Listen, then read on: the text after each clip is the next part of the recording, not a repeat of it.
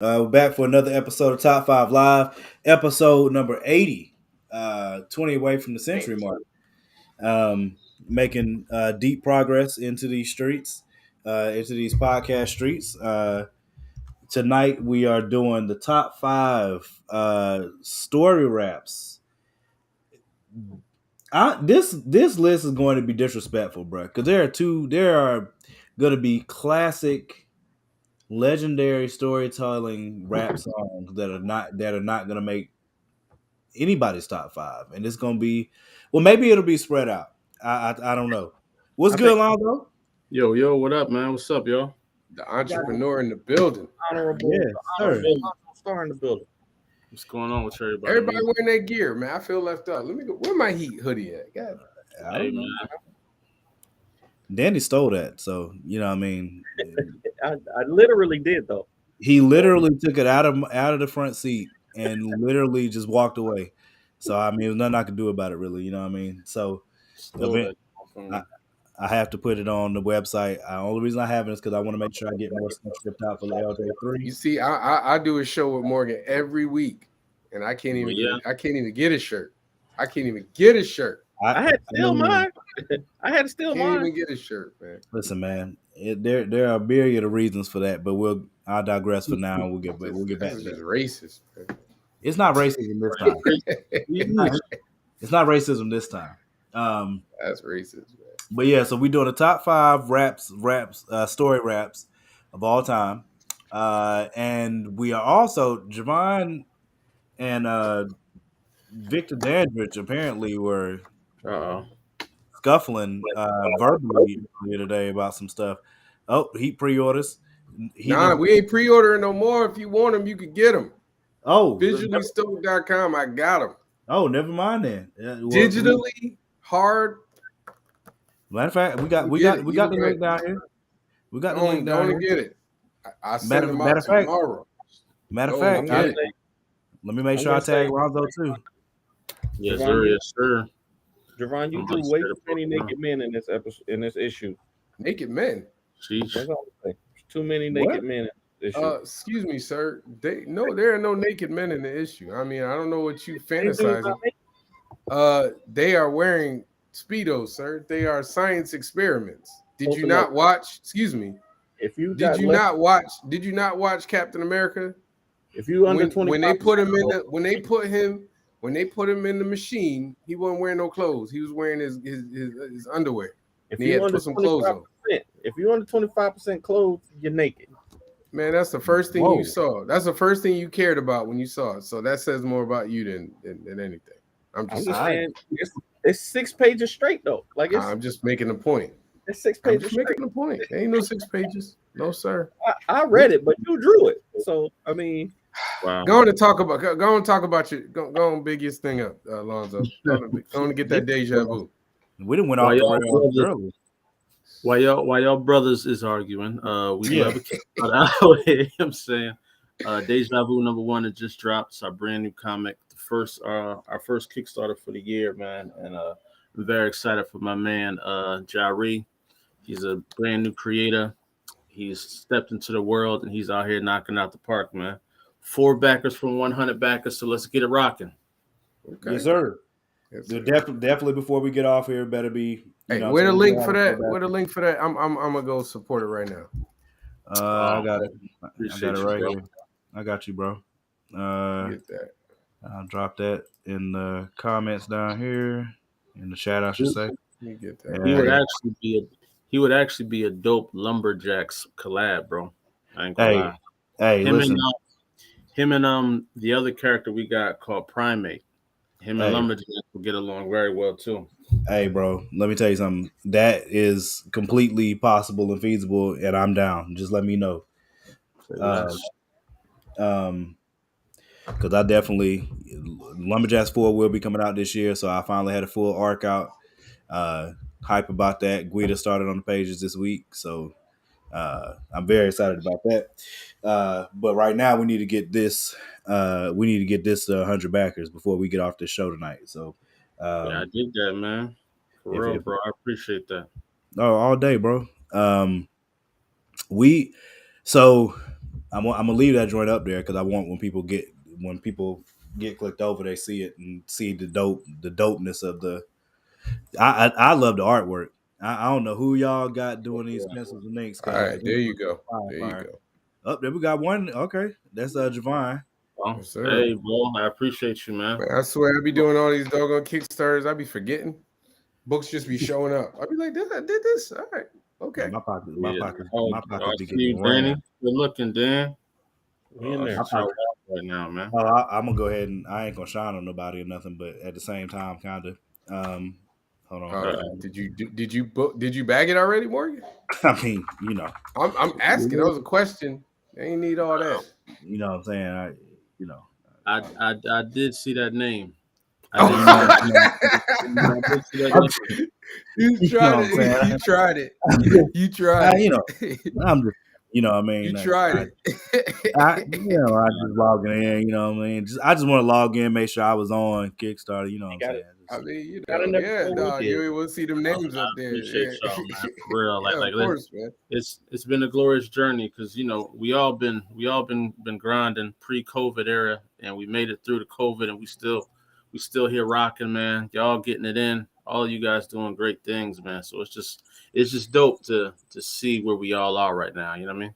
Yes, sir. I agree, and I like that's one thing that I love about Concrete Bros. Y'all keep coming. Y'all be dropping bangers. You know what I'm saying? Like I love the artwork. Like I was just talking about that. Like I'm not even saying like this ain't no promo. Like it's just legit. Like I love the character models, bro. Like this the dude that came on the show with you on Stoke Podcast. Yeah. Okay. Oh, definitely. Yes, sir, man. Here he is. He out here fresh out the gate, man. This joint looks fire, bro. So if people ain't backed it already, are you tripping? No, I appreciate that, man. Yeah, him and the creator of Watchmen, they from the same neighborhood too. So both of them know each other, man. And I mean, it's gonna be a lot of collabs coming out of that camp as well. That's dope, bro. I loved it. I'm dead serious. I love this artwork, bro. I don't know who did the pencils and inks, but this crap is fire. No, I appreciate that, man. His name is Sebastian. I don't even know the artist, man. I just approve. You know what I'm saying? That's it. No. He too high up the chain anymore. He be like, oh yeah. I just cut checks. Hey man, homeboy dope though, man. He's a great writer. He's for this to be his first comic, man. Like y'all know what all of our first comics was like. You know what I'm saying? Yes, so this to be his first one. I'm very happy for him, man. Absolutely, yeah. I mean, it's definitely a growth process. You know what I'm saying? So, but I mean, to have a first comic look this dope, like especially at the shows, like you know, we know how things go. You know what I'm saying? You get attracted to the cover first, and then you know what I'm saying. If the cover's hitting, you know what I'm saying, they open it up and see the interior's hitting too. You know what I'm saying? That's why I'm scrolling down so people can see the artwork. Like there ain't no way this ain't gonna sell at cons because it looks too dope. It's a dope character model, really dope character model. You know what I'm saying? So it ain't no way it's not gonna smack, bro. Oh yeah. No, I appreciate y'all showing love, man. It means a lot from y'all because y'all see a lot of comic books, man. You know what I'm saying? Yeah. Like as we all do, we all see a lot of comic books. So yeah. If one can stand out amongst the crowd, that's my job. You know what I'm saying? Is to make sure they are presentable, man. And I appreciate you guys all day, bro. Of course. Javon, did you want to? You got to at least start into what you were. All right. Whatever you and Bit were getting at, because I missed it. No, so I'm not going to get into me. I brought to attention. Me and Victor, we had a little bit a back and forth about people having equal opportunity to get into cons regarding like print exclusive guys and comic book creators. But because he's not on the show, I invited him, but he wasn't able to make it. So I want to wait for him to come on. But Danny kind of took it and ran with it with a little TikTok. And and I want to talk about that. So Danny, if you want to kind of elaborate on what you posted on there, we definitely talk about that. I'm intrigued now. So Victor's Victor Dandridge, the hardest working man in comics, he likes to start arguments on TikTok. So Mm. I am, you know, I'm one of the comic book guys on TikTok. I am. So I always have to, I don't have to, but I feel like it's my duty.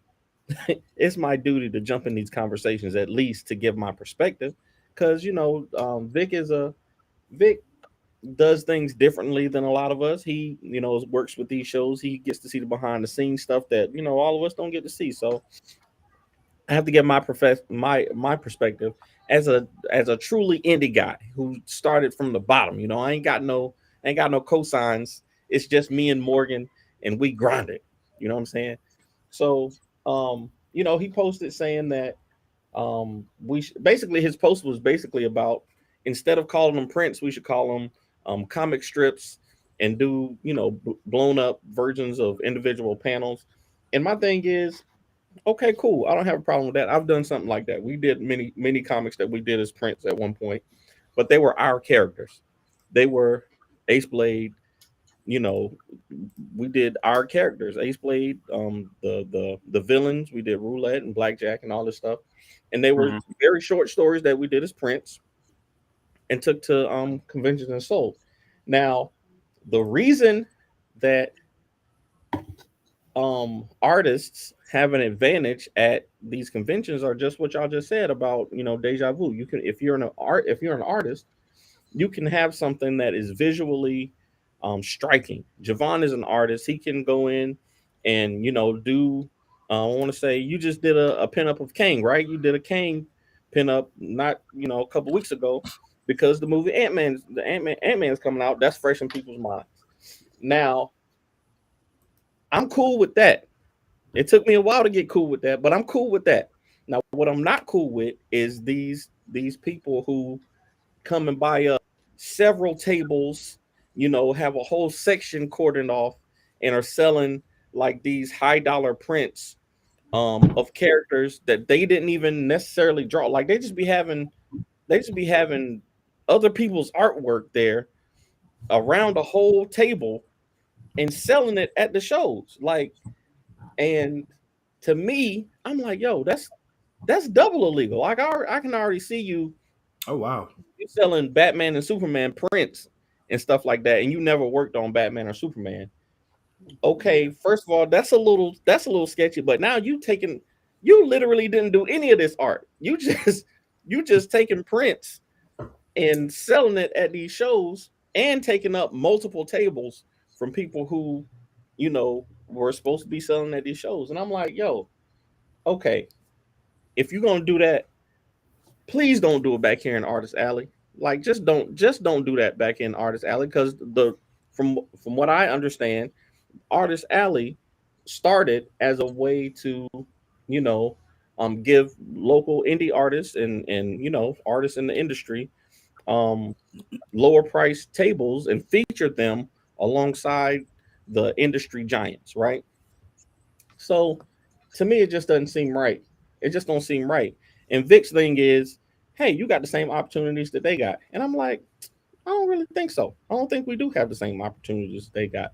Because if they out here selling Batman and Superman, they're gonna make more money than we are, first of all, and they can use that money, the profits that they get from those sales, to buy more tables, right? And that's just how I feel about it. I might be wrong, but that's just how I feel.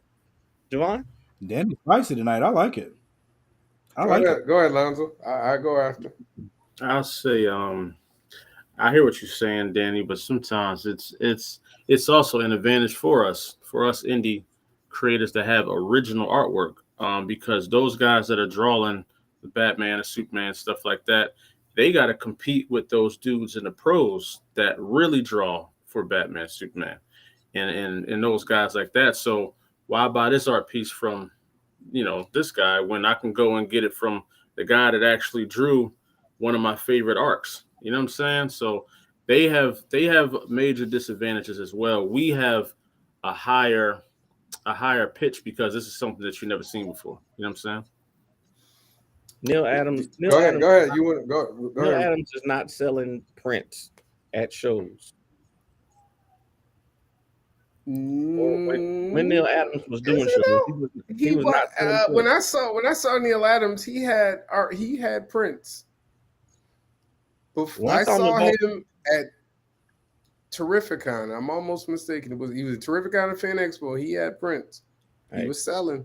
When we saw him at Baltimore, he had books and he had books too. And he had omnibuses and stuff like that. I don't remember seeing no Prince, but hey, okay. Right. Maybe. So this is what I'm gonna say. I agree with you about the people who are selling other people's artwork. That's not cool. Like, I don't agree with that. That's not cool. But Danny on more than one occasion has told me I'm cheating because I sell prints. You definitely cheat. All right. Now he said now Danny knows that I sell books too.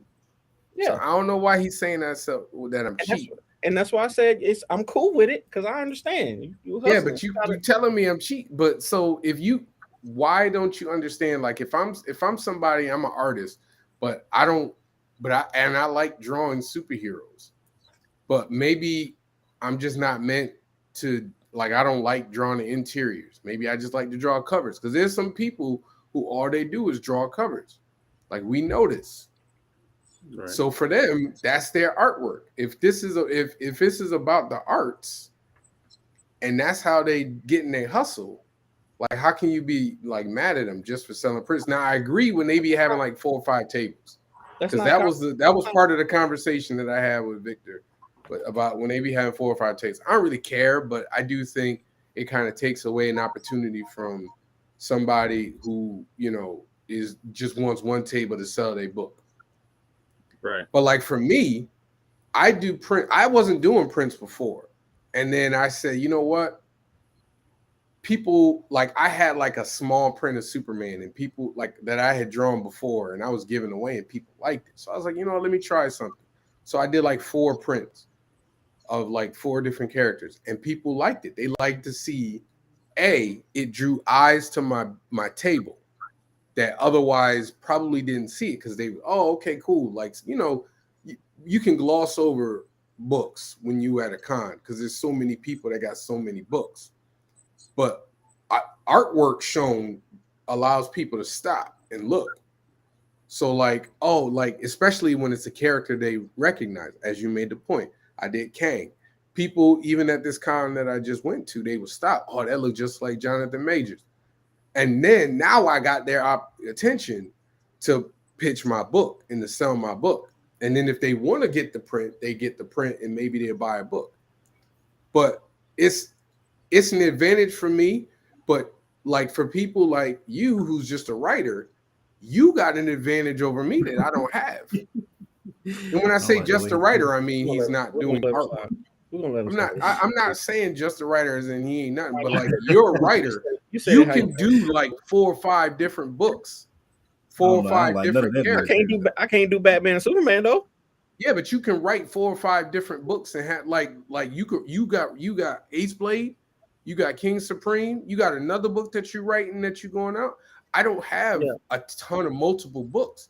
I got Heat and I got 1 book of Strong, and that's because I had to stop doing Heat to do Strong. You got Heat, you got Strong, and you got Black Panther and Jonathan Majors Kang on your table. Right, but I don't like. But I sell more books than I sell prints, though. Yeah, because your focus is because that's what I'm saying. No, it doesn't matter about it being focused because just like you said. No, because like the people who hold on. What I'm saying is their books though. You're not talking to them about. That's not true though. Hold on, but listen to me. Just hold on for a second. I'm agreeing with you. Like, or is it Lonzo who said that the people who were doing the books at Marvel, those prints are competing with them. So, like, if they're there to get a Hulk print, if Dale Nolan or Ian Churchill or any of the other, like Gary Frank or any of the other traditional Hulk artists are there, they probably gonna get that print from the artist who did the Hulk at Marvel before they come and get mine. You feel me? So I got a question for you, Mr. Stokes. Right? Yes, sir. So, when it comes to you being an artist and having your own original characters, and you also do prints, right? Right. Because I'm I'm just thinking of myself if I was an artist and I had my own books. I don't think I would draw any of the characters because I would want like I would try to separate so much from them to get you to focus solely on what I have. You know what I'm saying? But I understand that it's a good hook on the, you know, I mean it's a good worm on the hook to get them over. You know what I'm saying? But then at the same time, have you ever dealt with people coming to your table for your prints and that taken away from your original material? Not really. So I know how you say you would prefer to do your character and kind of divorce yourself. I kind of look at it two ways. One, I'm still a comic book fan, first and foremost. So I Right. still love drawing these characters. Like, you know what I mean? Like I still love drawing it. Number two, I don't know if we all have this, but I would love to work for Marvel or DC at one point. Right. Like Right. I'm not saying I would love, I mean, if they like, yo, we want you to be exclusive, I mean, I'd do it because it's money. But I would love to do it.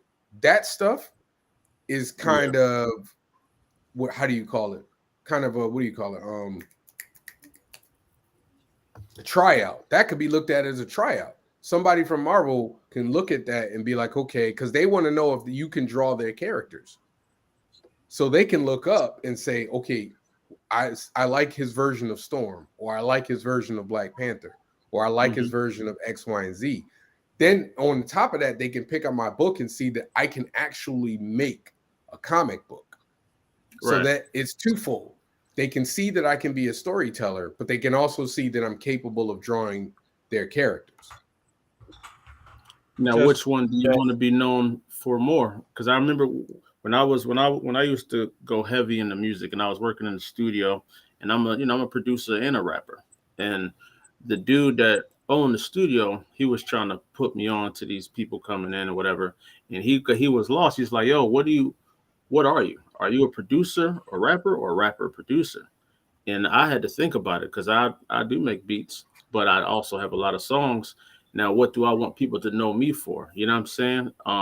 Because it's got to be one or the other. Got to be above one. And I feel I for don't you. really agree with that. Nah. Well, I think like if you ask me, I would say I'm a creator. Okay. I can do whatever you need me to do. I'm an artist. I dig that. And when I say an artist, I mean I'm well versed. If you need me to write, I can write something. You need me to draw, I can draw something. Heck, if you need me to color, I can color something. But which one would you say you're the master of?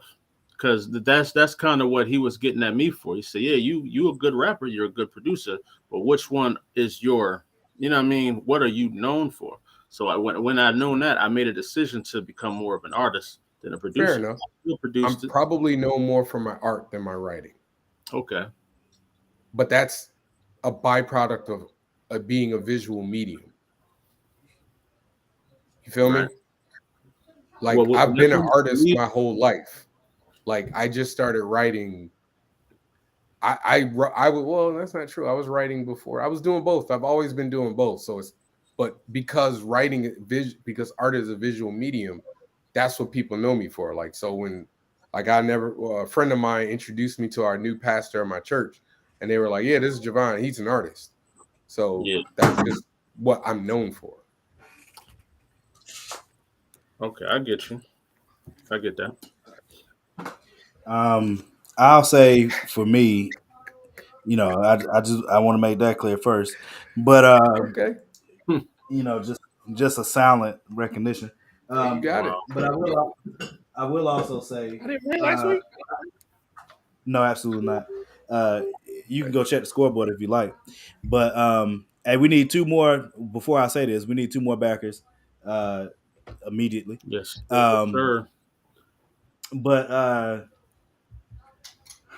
I can see both sides of this. If I was an artist, I definitely feel what Lonzo's saying, because it makes me think about Kanye when Kanye was, early on.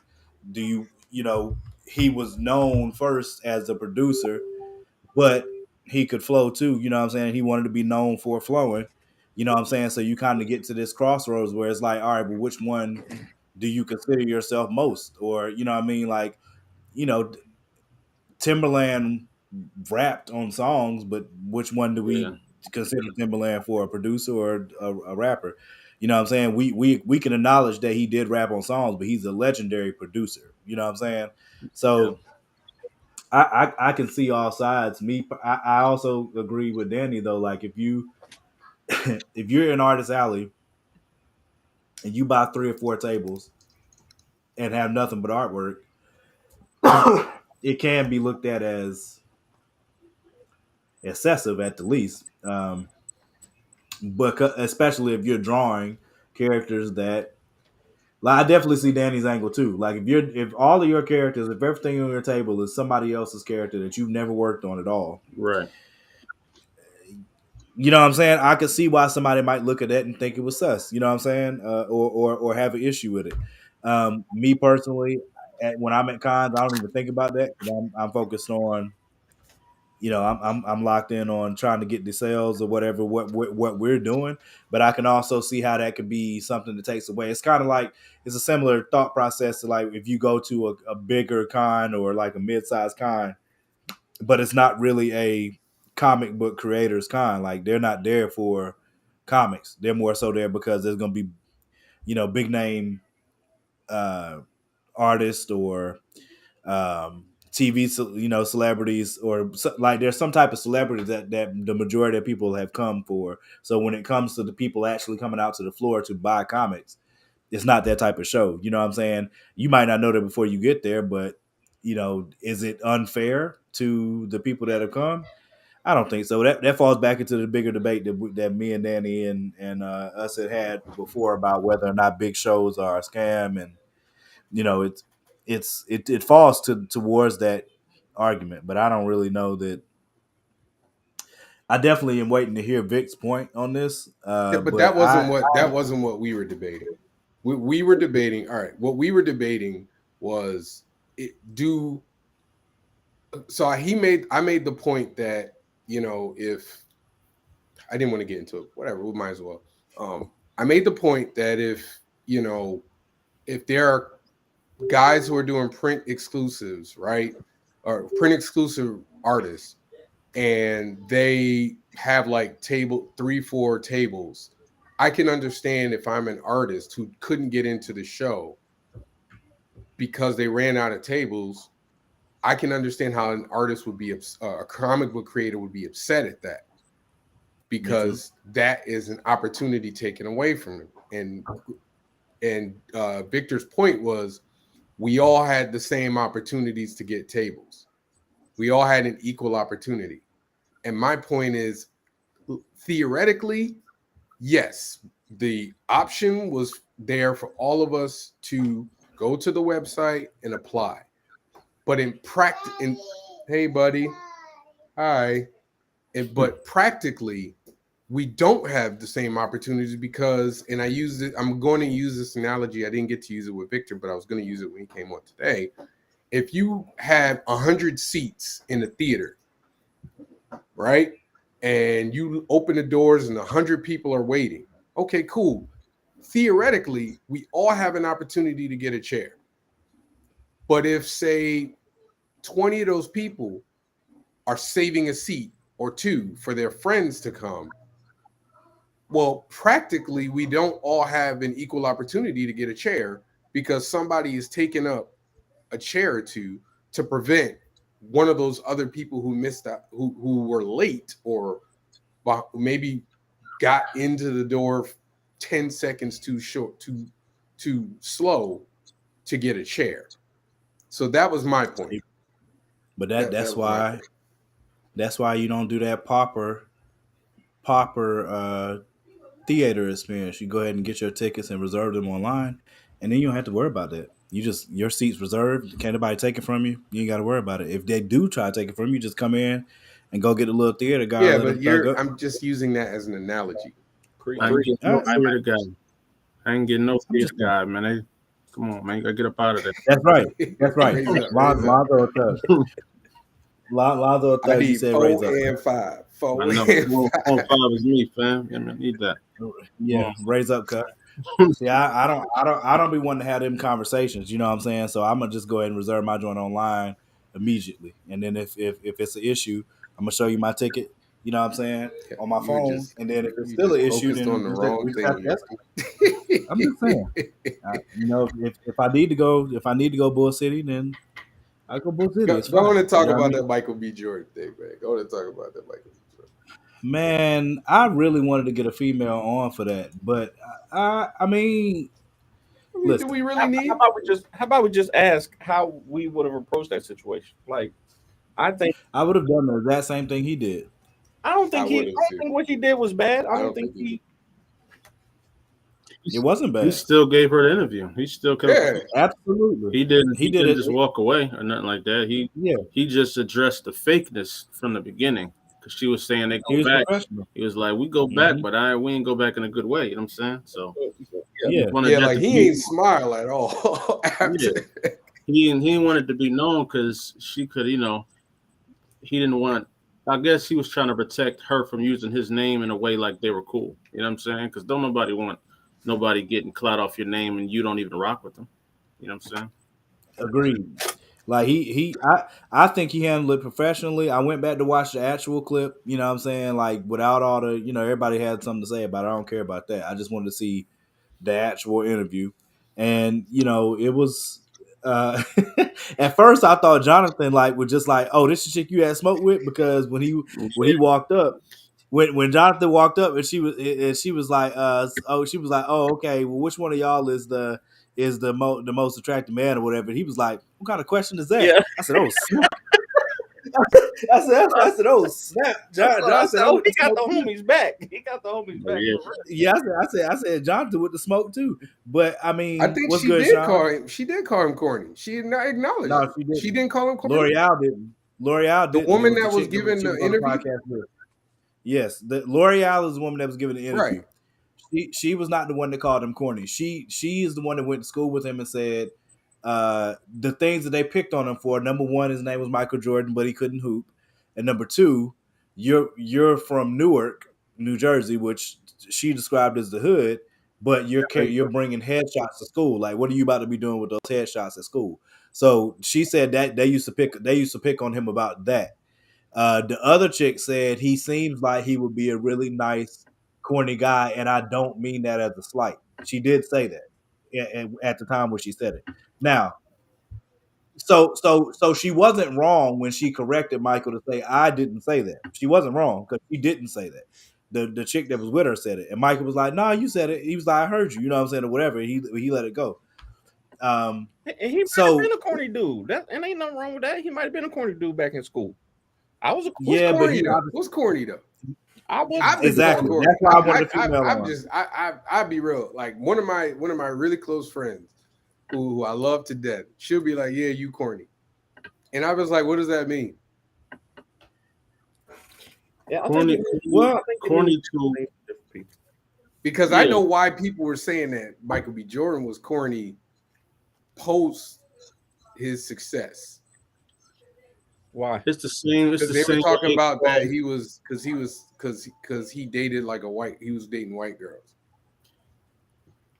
I wouldn't say that. I think it's the same type of thing that they give Nick Cannon. You know, he's corny for no reason. I don't know why people call him corny. He's a successful brother. He does a lot of things.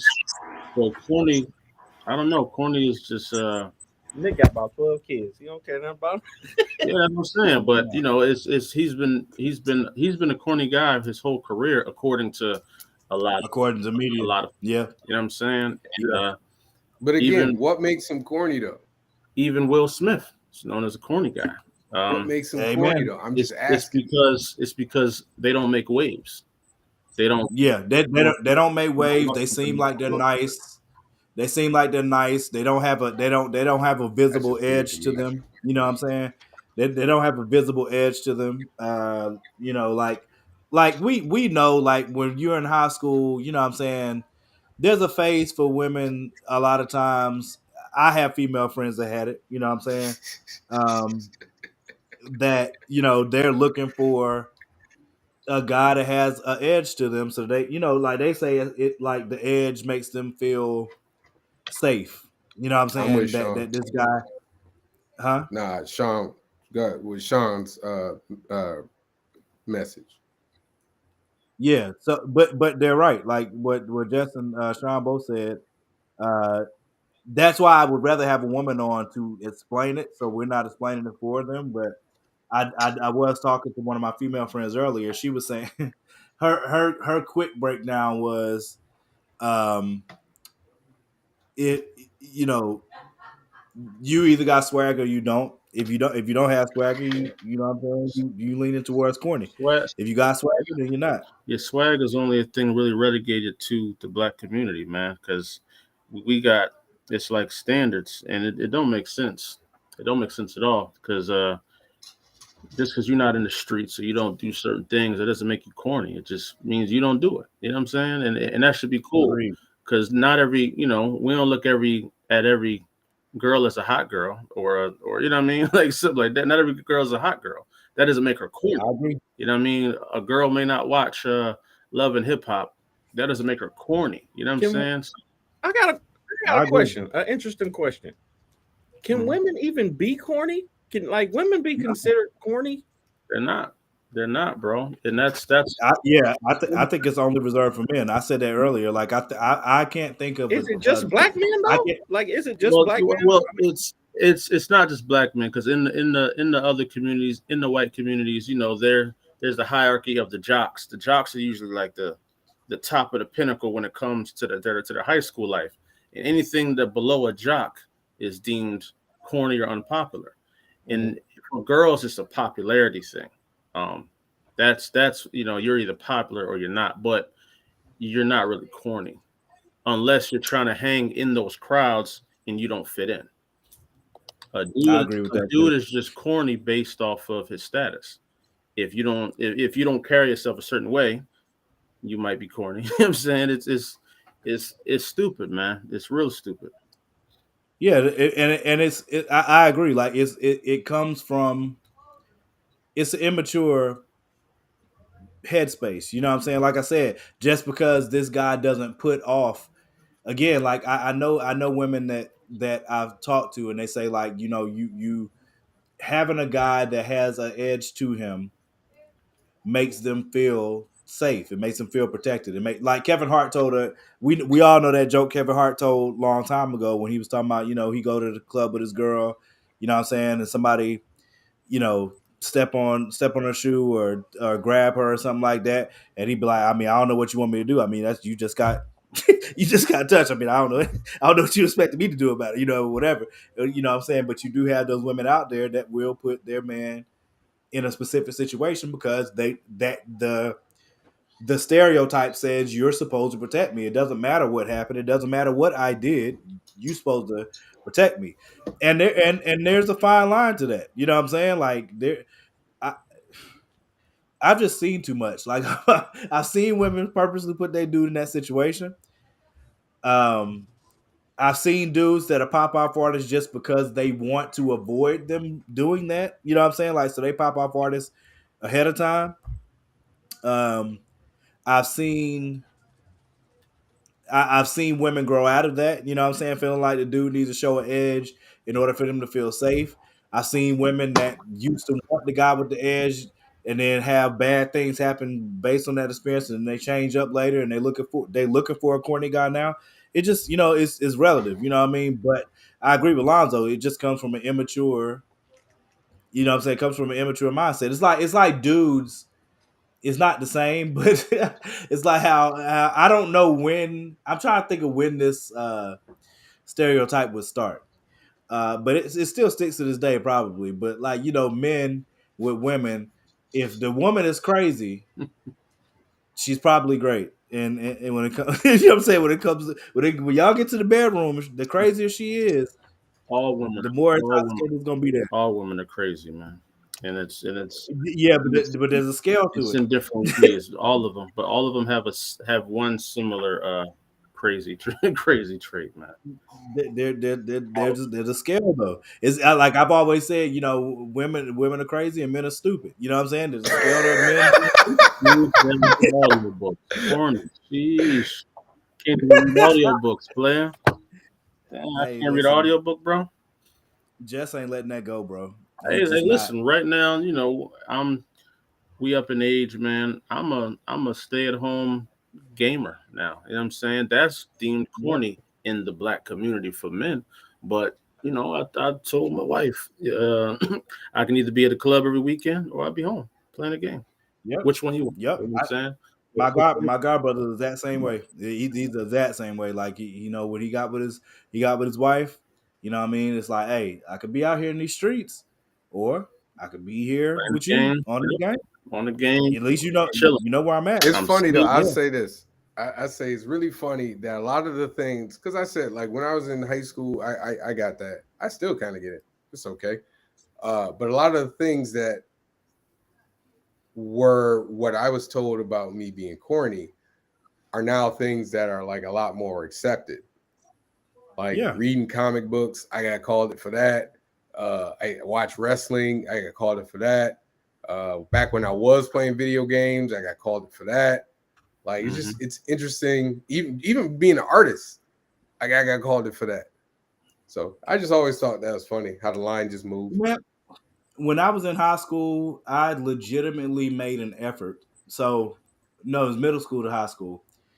I legitimately made an effort because I used to get picked on when I was little. The older I got, the more I played football, started lifting weights, the less it went on. But like early on, I used to get picked on all the time, and I legit used to get on the bus and hear everybody else talk about the bad grades they got, and it made me want to lie. I literally would lie about what I got for my. I literally would lie about what I got for grades. You know what I'm saying? Because I'm like, if I say all these months talking about, this hoe gave me a C or this hoe gave me a D, and I'm like, yeah, man, I got straight A's. I can't stand this. You know what I'm saying? If I say that, somebody about to squat up on me right now. You know what I'm saying? So I would either be quiet when everybody else is talking about their grades, or I would just be like, I lie about what I did get on my grades. But then I kind of made a conscious effort to be like, maybe I should, like, to fit in. Maybe they'll leave me alone if I'm not, you know what I mean? Not like really smacking off like that. What is that, Danny? I can't see it. Hold on. I got a new segment. I want to do. Audiobook read of the week. Black man in a white coat. We out here, being black men read audiobooks, man.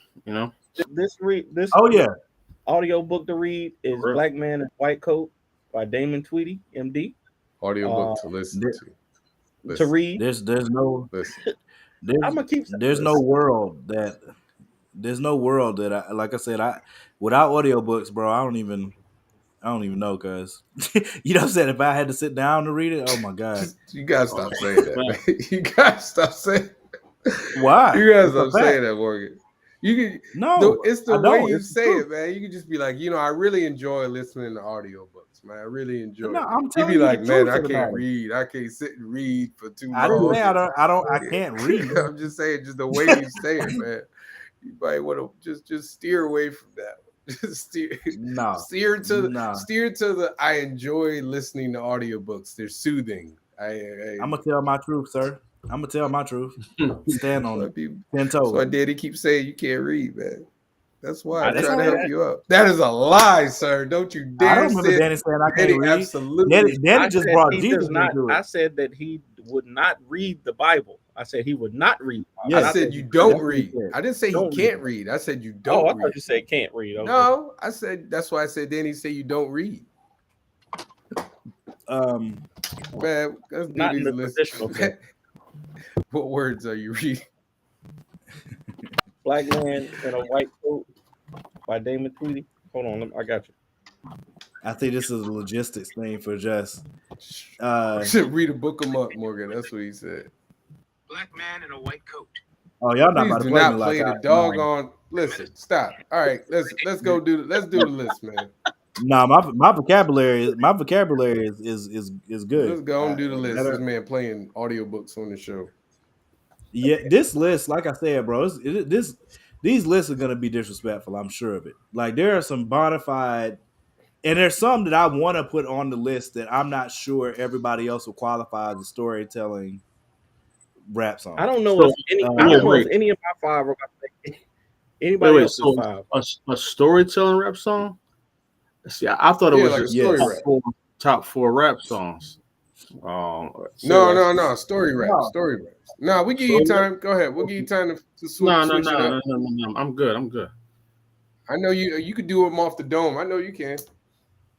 Yeah, it's top 5 story rap songs of all time. I go first. I go first. I haven't gone first in a minute. Yeah, I got my joint. Hold on. All right. Mine's I don't know. Mine's so I'm gonna be real with y'all. I really did my favorites more than the best. I'm just gonna be real. I ain't gonna lie. I mean, we're doing best, so I mean, it's a mix between greatest and favorite. All right, so number 5, I was gonna do 1, but I decided to do the one that I enjoy more. And so I'm doing number 5, Biggie Smalls. I got a story to tell. Doom, doom, doom, doom, doom, doom. That's my joint. Plus it's the story for him holding up an NBA player. And I love how like Black Twitter found out who it could be. That joke is hilarious. Number 4, dude, this one sticks to me to this day. Like it was like a movie. Like he just painted a great movie. Lost Boys, Renee. Like he just literally like painted a full movie. Javon, every one of Javon's is gonna be pre-90s. Because hip hop died like early 2000s. Hey. I don't know what to tell you. Hey. We're not doing that. We got stagnant. We're not doing got that. stagnant. What you want me to do?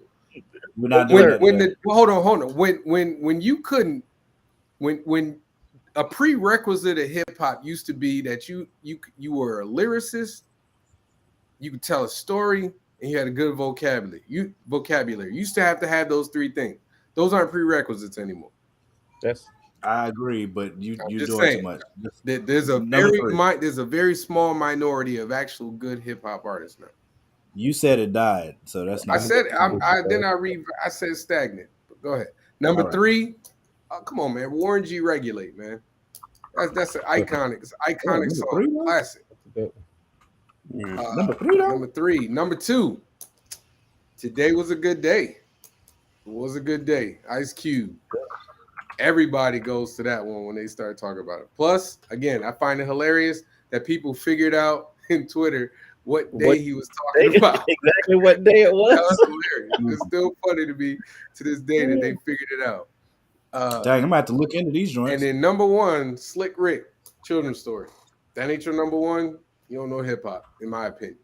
So that's my 5, man. I was gonna put for number 5 Eminem Stan, but I like Biggie Smalls. I got a story to tell better. All right. Okay. I'll go next. Exactly. They got actual people who consider are mumble rappers. That's a fact. So, all right, number 5.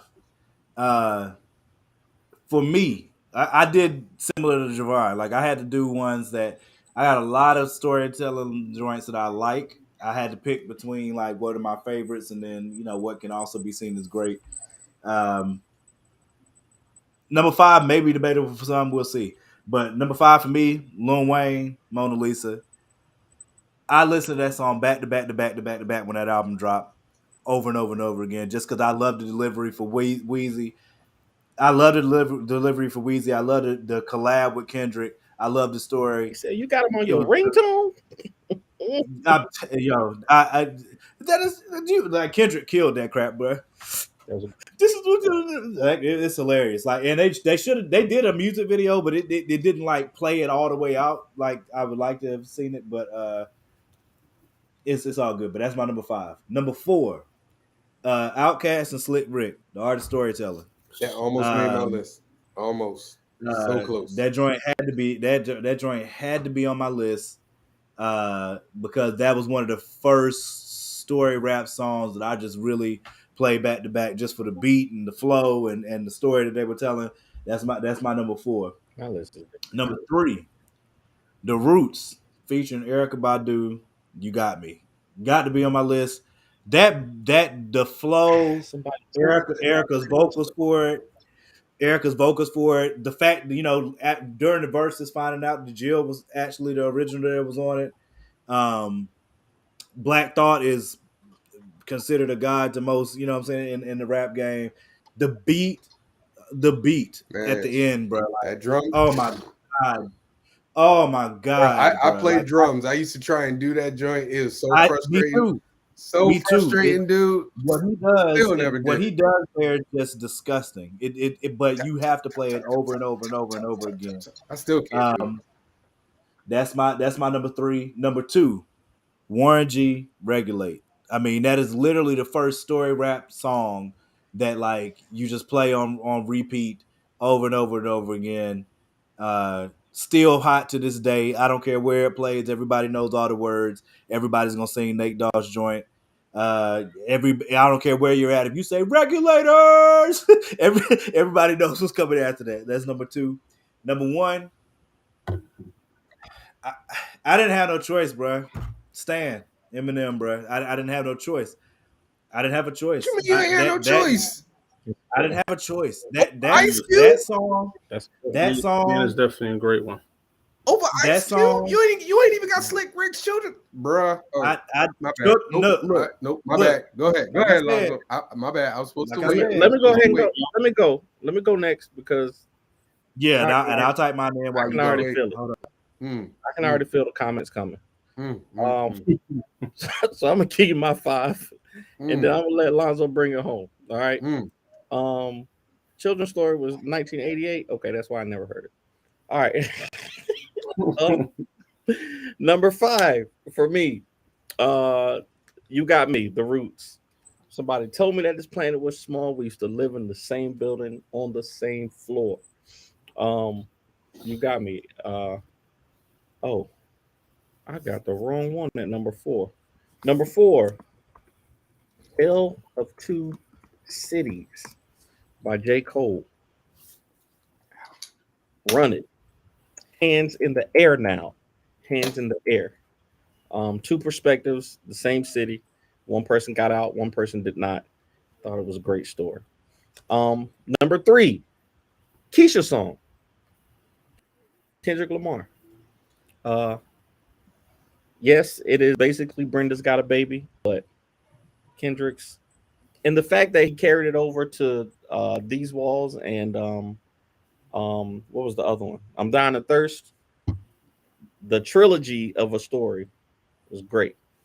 Number 2 for me is Stan by Eminem, and number 1, your boy Andre 3000, A Day in the Life. Andre 3000.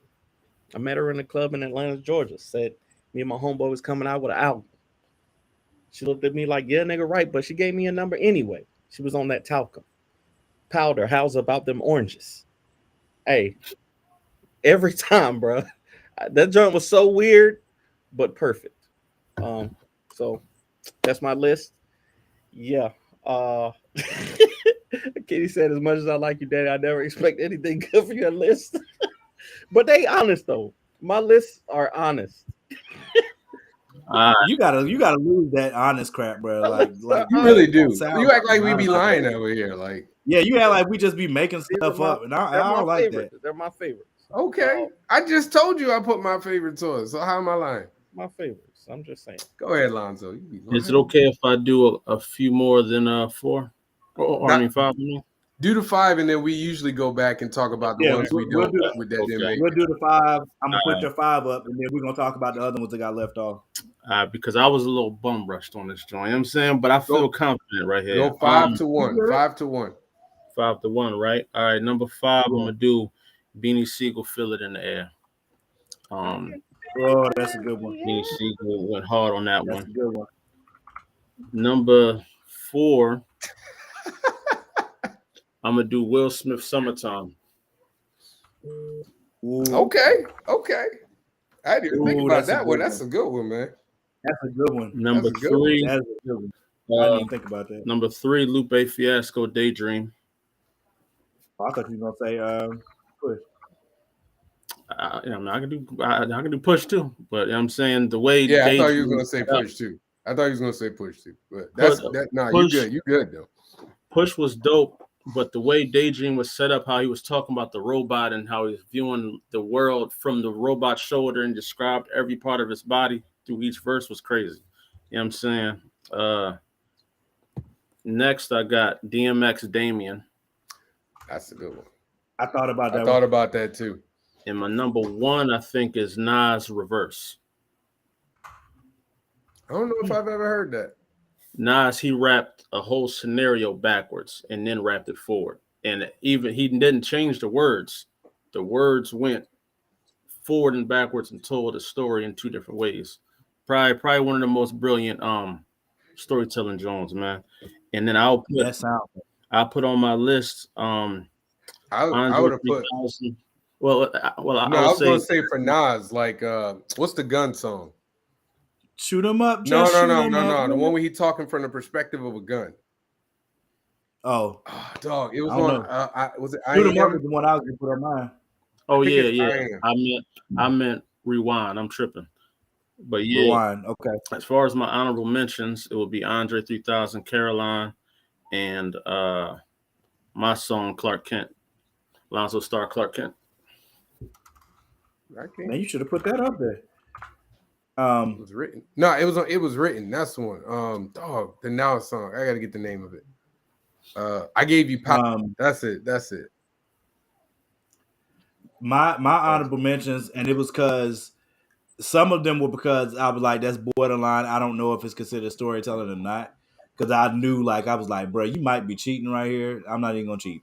But one of them that was on my list, and I took it off, but I loved it. Love Is Blind, Eve. That was on. That was on my. I used to listen to that joint back to back, and whether you had the video added to it, but you didn't need it. Another one for me, Common, Testify. I had the video. Other one. I had Used to Love Her. Oh, okay. Testify, A Retrospect for Life. Like I would have gone with either one of them, but Testify was my favorite, especially once you did the video. Man, the twist at the end was on some freaking what's the name of that? The Usual Suspects type stuff. Brenda's Got a Baby. That's a good one. But I didn't put that on there. Oh, it's legendary for what he did with that song, but the song itself I don't love like that. Like the beat or the flow or none of that. You know what I mean? What happened to Danny? I know. I don't know. I ain't gonna lie though. I really should have put my song in that top 5, but I wanted to do something that the more so the world knows. You know what I'm saying? But as far as storytelling, I went ham on that song, and I'm not even gonna hold you. You gotta send me that clip, man. I gotta hear that, man. It's Lonzo Starr, Clark Kent, man. And I tell a whole story on each verse of how this girl, she's looking for Superman, but she doesn't notice Clark Kent's right there the whole time. So each verse she's starting to notice little things like, maybe he's the one, but she's looking at the world and dealing with these Lex Luthors and all these villains, not noticing that she's next to Clark Kent the whole time. You know what I'm saying? So, I definitely just put that joint in my. I wanted to put Warning from Biggie. Who is this? I did too. Paging me, that was the one that I was gonna put on there. But it was between that and I Got a Story to Tell, and I felt like a story to tell was a better story. You know what I'm saying? Than Warning. Yeah. I thought it was funny. It had like all the elements, whereas like Warning was just like, let's go kill people. That story was wild. I ain't gonna lie too, man. I think most of our lists, like if I had a little more time, my list would have been a little more. I would have definitely had some KRS-One in there, some Rakim, because they were the real storytellers. You know what I mean? Yeah, that's what Sean put up there. Eric B and Rakim, Mahogany. I mean, Snoop had a good one. Murder Was the Case. Yeah. The only reason I didn't have that on there, I know it. That's why I said some songs that are left off of there are iconic and legendary, but I knew it wasn't gonna make some people's list. I was gonna put Jay-Z Song Cry on there, but I was like, I don't know. That might be borderline right there. What's the name has a good one? Ludacris, Runaway Love. Yeah, That's Yeah. a but real good one. all those are good, but I was looking for, like, when I heard some of y'all stuff, I was taking stuff off because I had Storytelling Outcast on there. I had a couple Jones on there, but I wanted You wanted our different. list to all be unique. You know what I'm saying? So I was I feel really Yeah. my thoughts, like, hold on, let me I change. feel Let me you. change. I feel you. But this is what Hey, I'm saying I about still have hip hop. something now. This is what I mean about like hip hop today, and I don't mean to take nothing away from, like, there are lyricists that are out now, like J. Cole, Kendrick Lamar. You know, these dudes, they're lyricists. Like they do like the new stuff, but they can hang with like older heads. But like a lot of hip hop artists now, you put them on the spot, they can't freestyle. You know what I'm saying? Like they rely so much on like nonsense as opposed to like lyrics. And I know I'm aging myself. I'm cool with that. Like, all right, y'all know the era that I love when it comes to hip hop. Because if you couldn't be a lyricist, you couldn't hang. Like, to use the word we just talked about, the folks call you corny. I mean, they was calling Diddy. They was calling Diddy corny like his whole career, even though he was putting out hits. There's actually a real. Remember that clip I sent y'all, Morgan, where it was the dudes talking about like Ghost Riders. Yeah. And they would talk about like if you using Ghost Riders, I can't call you like the GOAT. Like I can't even put you in that era. We from the era where you had to be nice. Yeah, you had to be a nice lyricist. Like, I'm trying to think like back then, like who was not a nice lyricist that was like big. I don't know, bro. Like I don't know, man. I think 1, 2, 3. Okay. Eminem song "Darkness" too. That's one of my favorites. I don't think you can put it in the top 5 all time, but it is. Nori though. When I first heard that song, I was like, "Oh snap, bro!" Like I love it. Like that was a dope way to tell a story.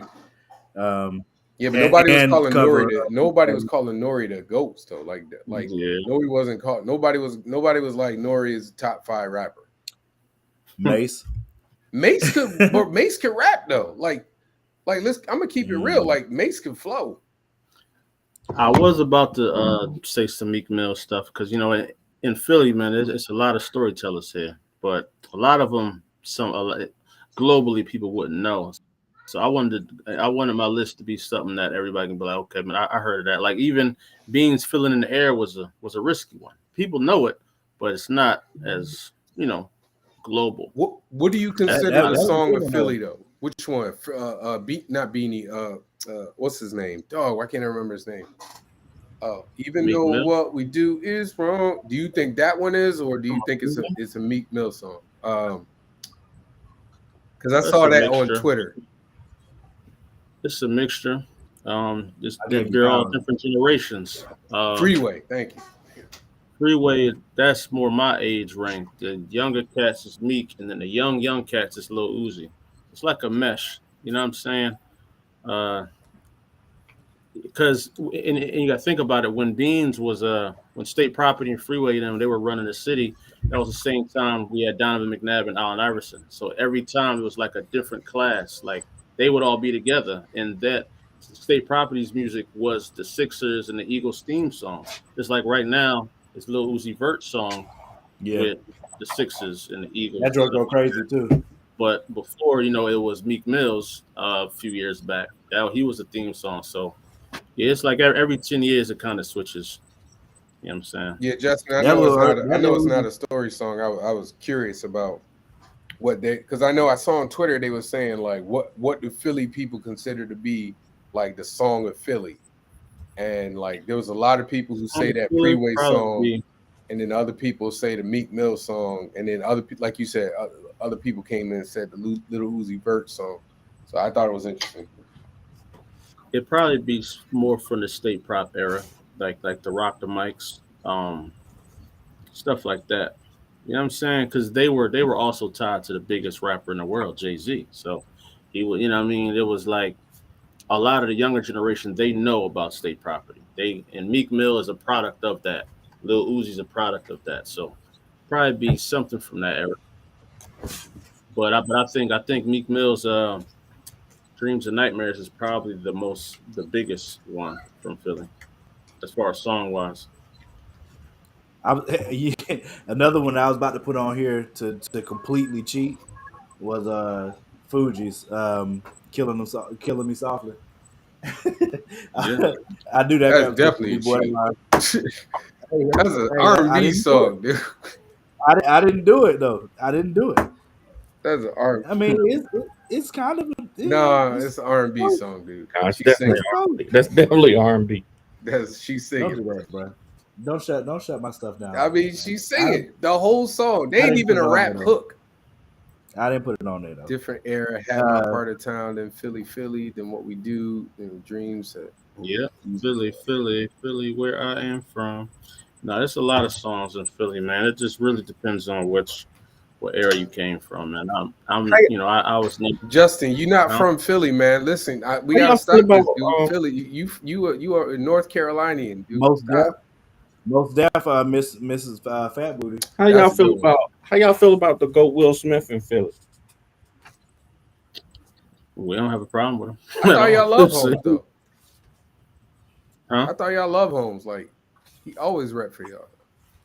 Yeah. He's a lot of our icons, man. We I grew up right outside of West Philly, so but Philly is very separate when it comes to their sections. There's North Philly, that's where Meek Mills and them come from, and Gilly the Kid and the Roots, they all in North Philly. South Philly is Beans and all those guys, and West Philly is where Will Smith and them from. But everybody, North Philly people don't really rep West Philly people, and West Philly people don't. You know what I mean? It's very different like that. It's kind of like how New York is with Brooklyn. It's Brooklyn and Queens. The borough. You know what I mean? You kind of hold down to your borough. But when you go outside the city, we all just rep Philly. But in city, it's very segregated. Who you think is the GOAT rapper out of Philly all time? All time? All time. For me, it'd be Beans.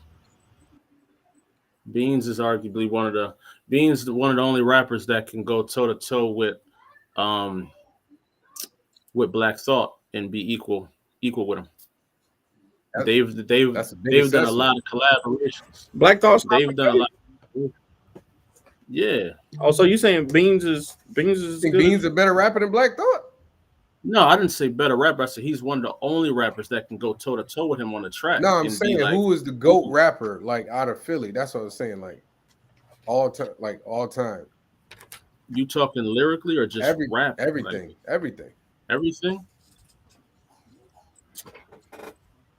It's hard to say everything. It will be Will Smith then, because he got the most awards, and accolades. But if we're talking about lyrics, it will be Black Thought and Beans. Nah, I gotta get into Black Thought. Can I say something though? Can I say something about Will Smith?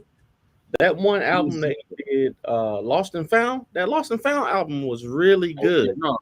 Will Smith got some classic albums, man. A lot of tracks, and he got a lot of features that a lot of people don't know about either. But when I say Beans, you really gotta. I don't know if you ever heard him and Black Thought collabing. When they collab, they're like. I'm telling you, they're equal. Beans sometimes has the better verse, man. But Beans is known as one of the most lyrical MCs to ever do it, bro. So it's hard. That's how I feel about Fonte here in North Carolina. Like a lot of people don't know Fonte, but a lot of people will say J. Cole is the big North Carolina rapper. But Fonte to me is the GOAT down here.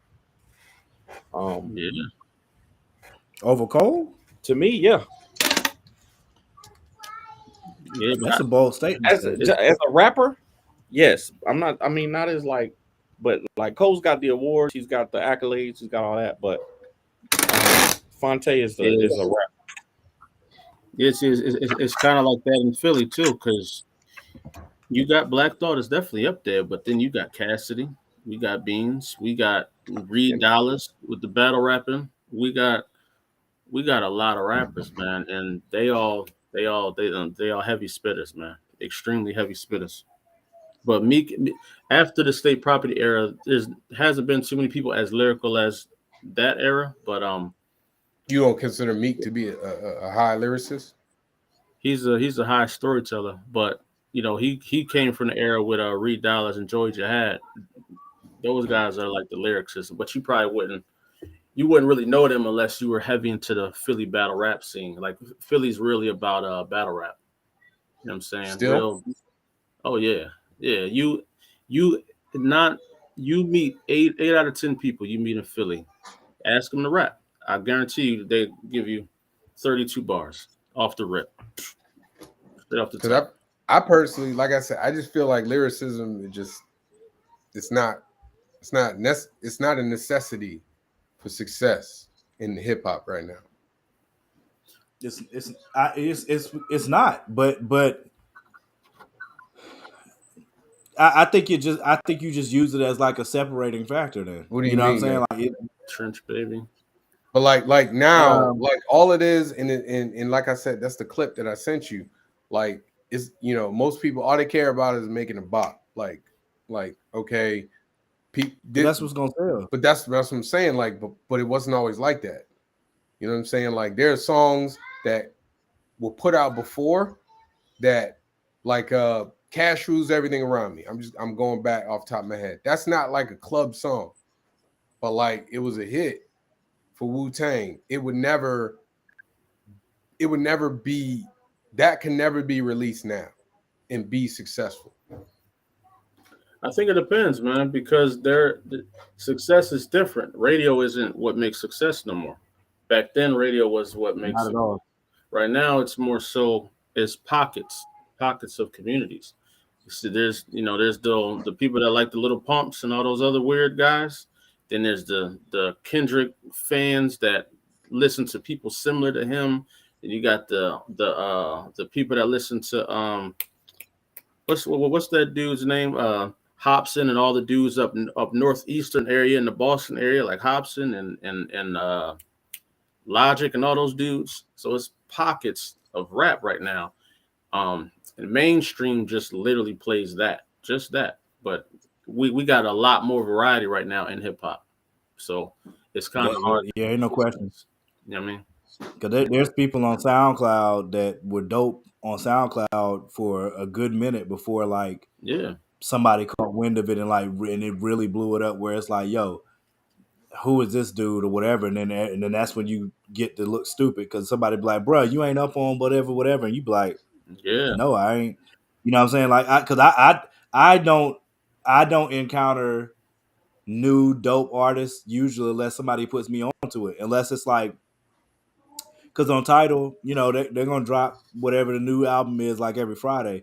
But if it's not a name that I already know, you know what I'm saying, then I'm not checking for it. You know what I'm saying? I'm not checking for it. I'm not gonna listen to it unless somebody's like, yo, you gotta listen to this song, whatever. Or like if I'm listening to the Breakfast Club and Charlemagne or somebody that I trust their word on, you know what I'm saying, on something, they'd be like, yo, that joint goes hard or whatever, then I'll go listen to it or whatever. But other than that, I'm not gonna encounter new music like that because I play what I play. Like I'm not searching on SoundCloud. I'm not searching on, like back we was in college.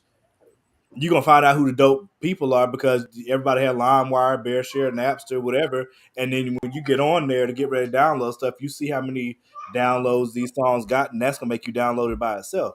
We can't see streams no more. You know what I'm saying? To say like, hey, this song's been streamed 50 million times. Somebody has to tell you that. You know what I'm saying? But Yeah.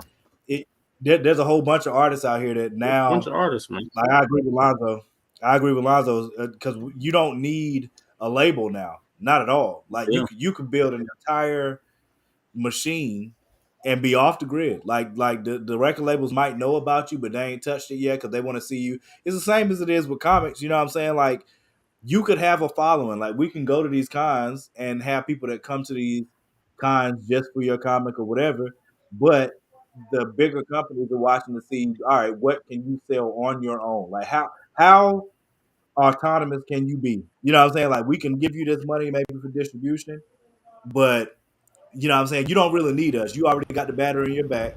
You know what I'm saying? You already doing your thing. We're going to come here to enhance what you already doing. And in hip hop, the same thing is happening where people out there, they create their own lane. You know, like how in our era, you know, people selling music out of their trunk. You know what I'm saying? They dropping you CDs or whatever it is, and then you go play that joint, and then you take it to the campus somewhere, and it blows up. You know what I'm saying? Then you got everybody that's playing your joint at the campus, and then that blows you up and puts you into a different status. Now you got all kinds of apps that, like TikTok alone has been. TikTok can take a 15-second part of somebody's song and blow it out the water. You know what I'm saying? Just because somebody used it on their popular video. You know what I'm saying? Like, you don't even have to play the whole song. You just play that 15-second clip, and now everybody's searching for that song, trying to find the rest of it. Like, I can't tell you how many songs I did that for. Half the new artists I do know was from like a reel. I just heard a little reel, and I was like, "Oh, that don't kind of sound kind of dope." So I'll go look up the song, and then Yep. when I play music on Apple, it plays.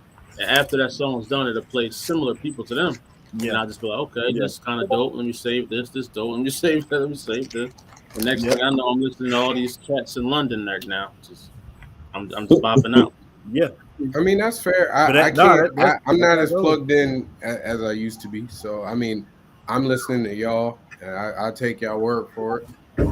But Well, I not mean, I'm plugged in. always willing. Y'all come on the show and y'all tell me about stuff. I will take a listen. You know, it just I have different sensibilities about what I'm looking for from hip hop that I'm not finding, which is why I kind of stay where Well, it's I out am. there, man. Trust me, man. It's out there. There's cats Yeah. making music that sounds like that '90s stuff right now, man. It's out there. It's just you just got to know what to look for. But it's not. It's spread out. It ain't gonna be on the Well, radio. Gotta keep an open mind, and Javon is not necessarily the most. That's not that's not what I'm not saying. I don't have an open mind. I have listened to stuff that y'all have literally given me to listen to, like Kendrick Lamar. Like my best friend's always trying to get me to listen to J. Cole and Kendrick Lamar. I've listened to it. It's okay. Like I'm not saying it's like crap. Which, Yeah, it is, though. you know what I'm saying? Like I've heard about Jid. I've listened to stuff.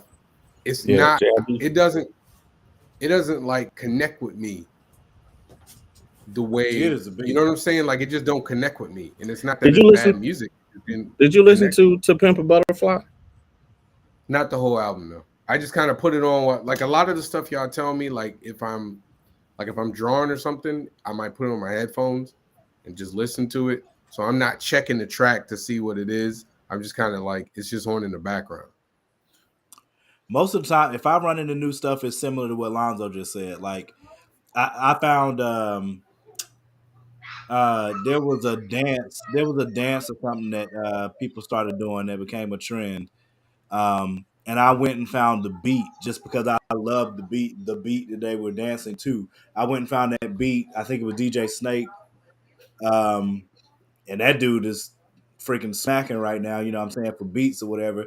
But that was from TikTok. Like the same as what Lonzo was talking about, how you hear something on the reel and be like, yo, that's dope. Let me look that up. And then that's how I run into a whole bunch of, you know, new music. Like it's or like I said, you find that, you let it play. And like Lonzo said, like once it finishes playing, if you let it keep playing, it's gonna find similar music from similar artists, and then you can put on new stuff. Like that's the only way. Because otherwise, I'm never gonna put on unless somebody tells me specifically. Because I'm the same way with R&B though. Like real talk. Like I'm the same way with R&B, and because I'm an R&B dude. Like I love R&B. I don't really connect like with a lot of it, but like some of it, like you know, what's some boys?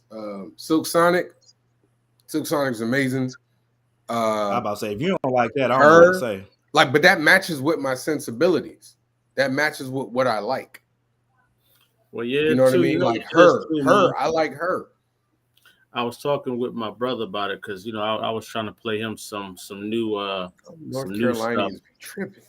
But I think too, Javon, what it might be, man, you might be sonically out of tune because right now the sonics is different. The frequency is different than what we're used to. Because I don't really listen to the new stuff either. I listen to stuff that my brain is attuned to liking. And that's probably what it is for you. Like even what they're saying, it doesn't resonate with you because you're not out there doing that type of stuff either. Yeah. So listening to that young stuff, it just it hits different. So we start looking for the older music, the music Right. that's more related to what we're doing. So it's makes gonna be total hard for you to find some hip hop that you really feel like that, unless it's like storytelling or something like that. Because I can't really listen to cats talking about the club right now. It just sounds stupid to me. I don't understand Agreed. it. You know what I mean? And I mean, I like old boy. What's his name? This Is America. he cool, but Childish Gambino. he cool, I but can't he's remember. also he's from the era where you were still sonically in tune. Right. He's not new. You know what I'm saying? He's been molding into you know what I'm saying, something else. Before we go any further, Morgan, Danny, can you tell your fellow North Carolinian to chill? You know, we talking to a real Philadelphian right now. We not talking to the people from North Carolina. We talking to somebody real Philly dude.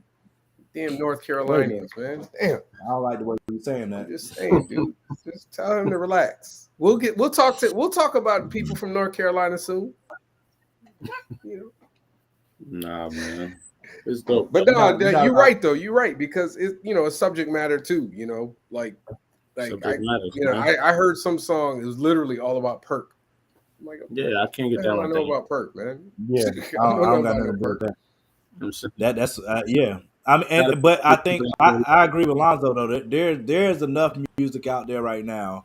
It's very similar to storytelling. We have so many different veins that you can get storytelling through, bro. Like there is so much good TV right it's now. the Cheltenham and Morton. Okay, I know where that's at, man. For sure. That's slightly in the trenches out there too. Sheesh. He saw that on an episode of The Wire. No, I'm just messing. I'm just messing. I know it's Literally in a I whole know it's other- in Baltimore. I know it's in Baltimore. Good grief. He was But watching they know- the Fresh. He was watching the Fresh Prince, and he said, "Oh, okay, I know." I think you would like one of the artists I like a lot right now. I like D Smoke. I think you would like him. I heard of him.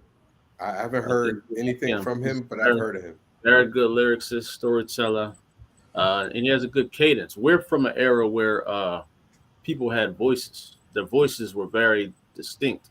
Right now, everybody kind of sounds the same, so it's hard for you to figure out who you like. I think Very that's true. why, like, lyrically, I didn't really like Pop Smoke, but sonically, I liked him a lot because his voice reminded me of when DMX would come out, or a Ja Rule, or a Busta. He had one of those very distinctive voices, man, and it made me like him. I don't really like Lil Baby. I don't really like his voice like that, but I like the other Baby sonically. His voice, his cadence was different than everybody else's, so I automatically gave him a listen. You know what I'm saying? So I think that's really what it is, man. There's an over reliance on auto tune too, which changed. Like you talking about the way people's voices are. A lot of them use it a lot, dude. Everybody sonically sounds alike, so it's hard for you to get attached to one, because you may hear Future the next day, then you hear some other guy that sounds like Future, and you're like, "Yo, was this Future?" Nah, bro, that's such and such. You're like, "Damn." I'm not even gonna lie. There are some artists that are like huge artists that I promise you I haven't listened to any of their like actual songs that they came out with themselves. I've never listened to. Yeah. Future's one of them. Yeah, I will say this though. I can't name one Future song, bro. Not one. I'll say this: the beats are hot though. The new generation got some hot beats. I'll listen to it while I'm working out because it's great for working out. They definitely use some hot beats, man. But yeah, I think it's the thing. I love Nicki. I love Nicki. I love Nicki Minaj. That's what I'm saying. I don't know if somebody asked me to pick a favorite rapper right now, I couldn't. I'd just say Hove and be fine. You know what I'm saying? Like, dope, man. I'm just saying, like, I don't like it.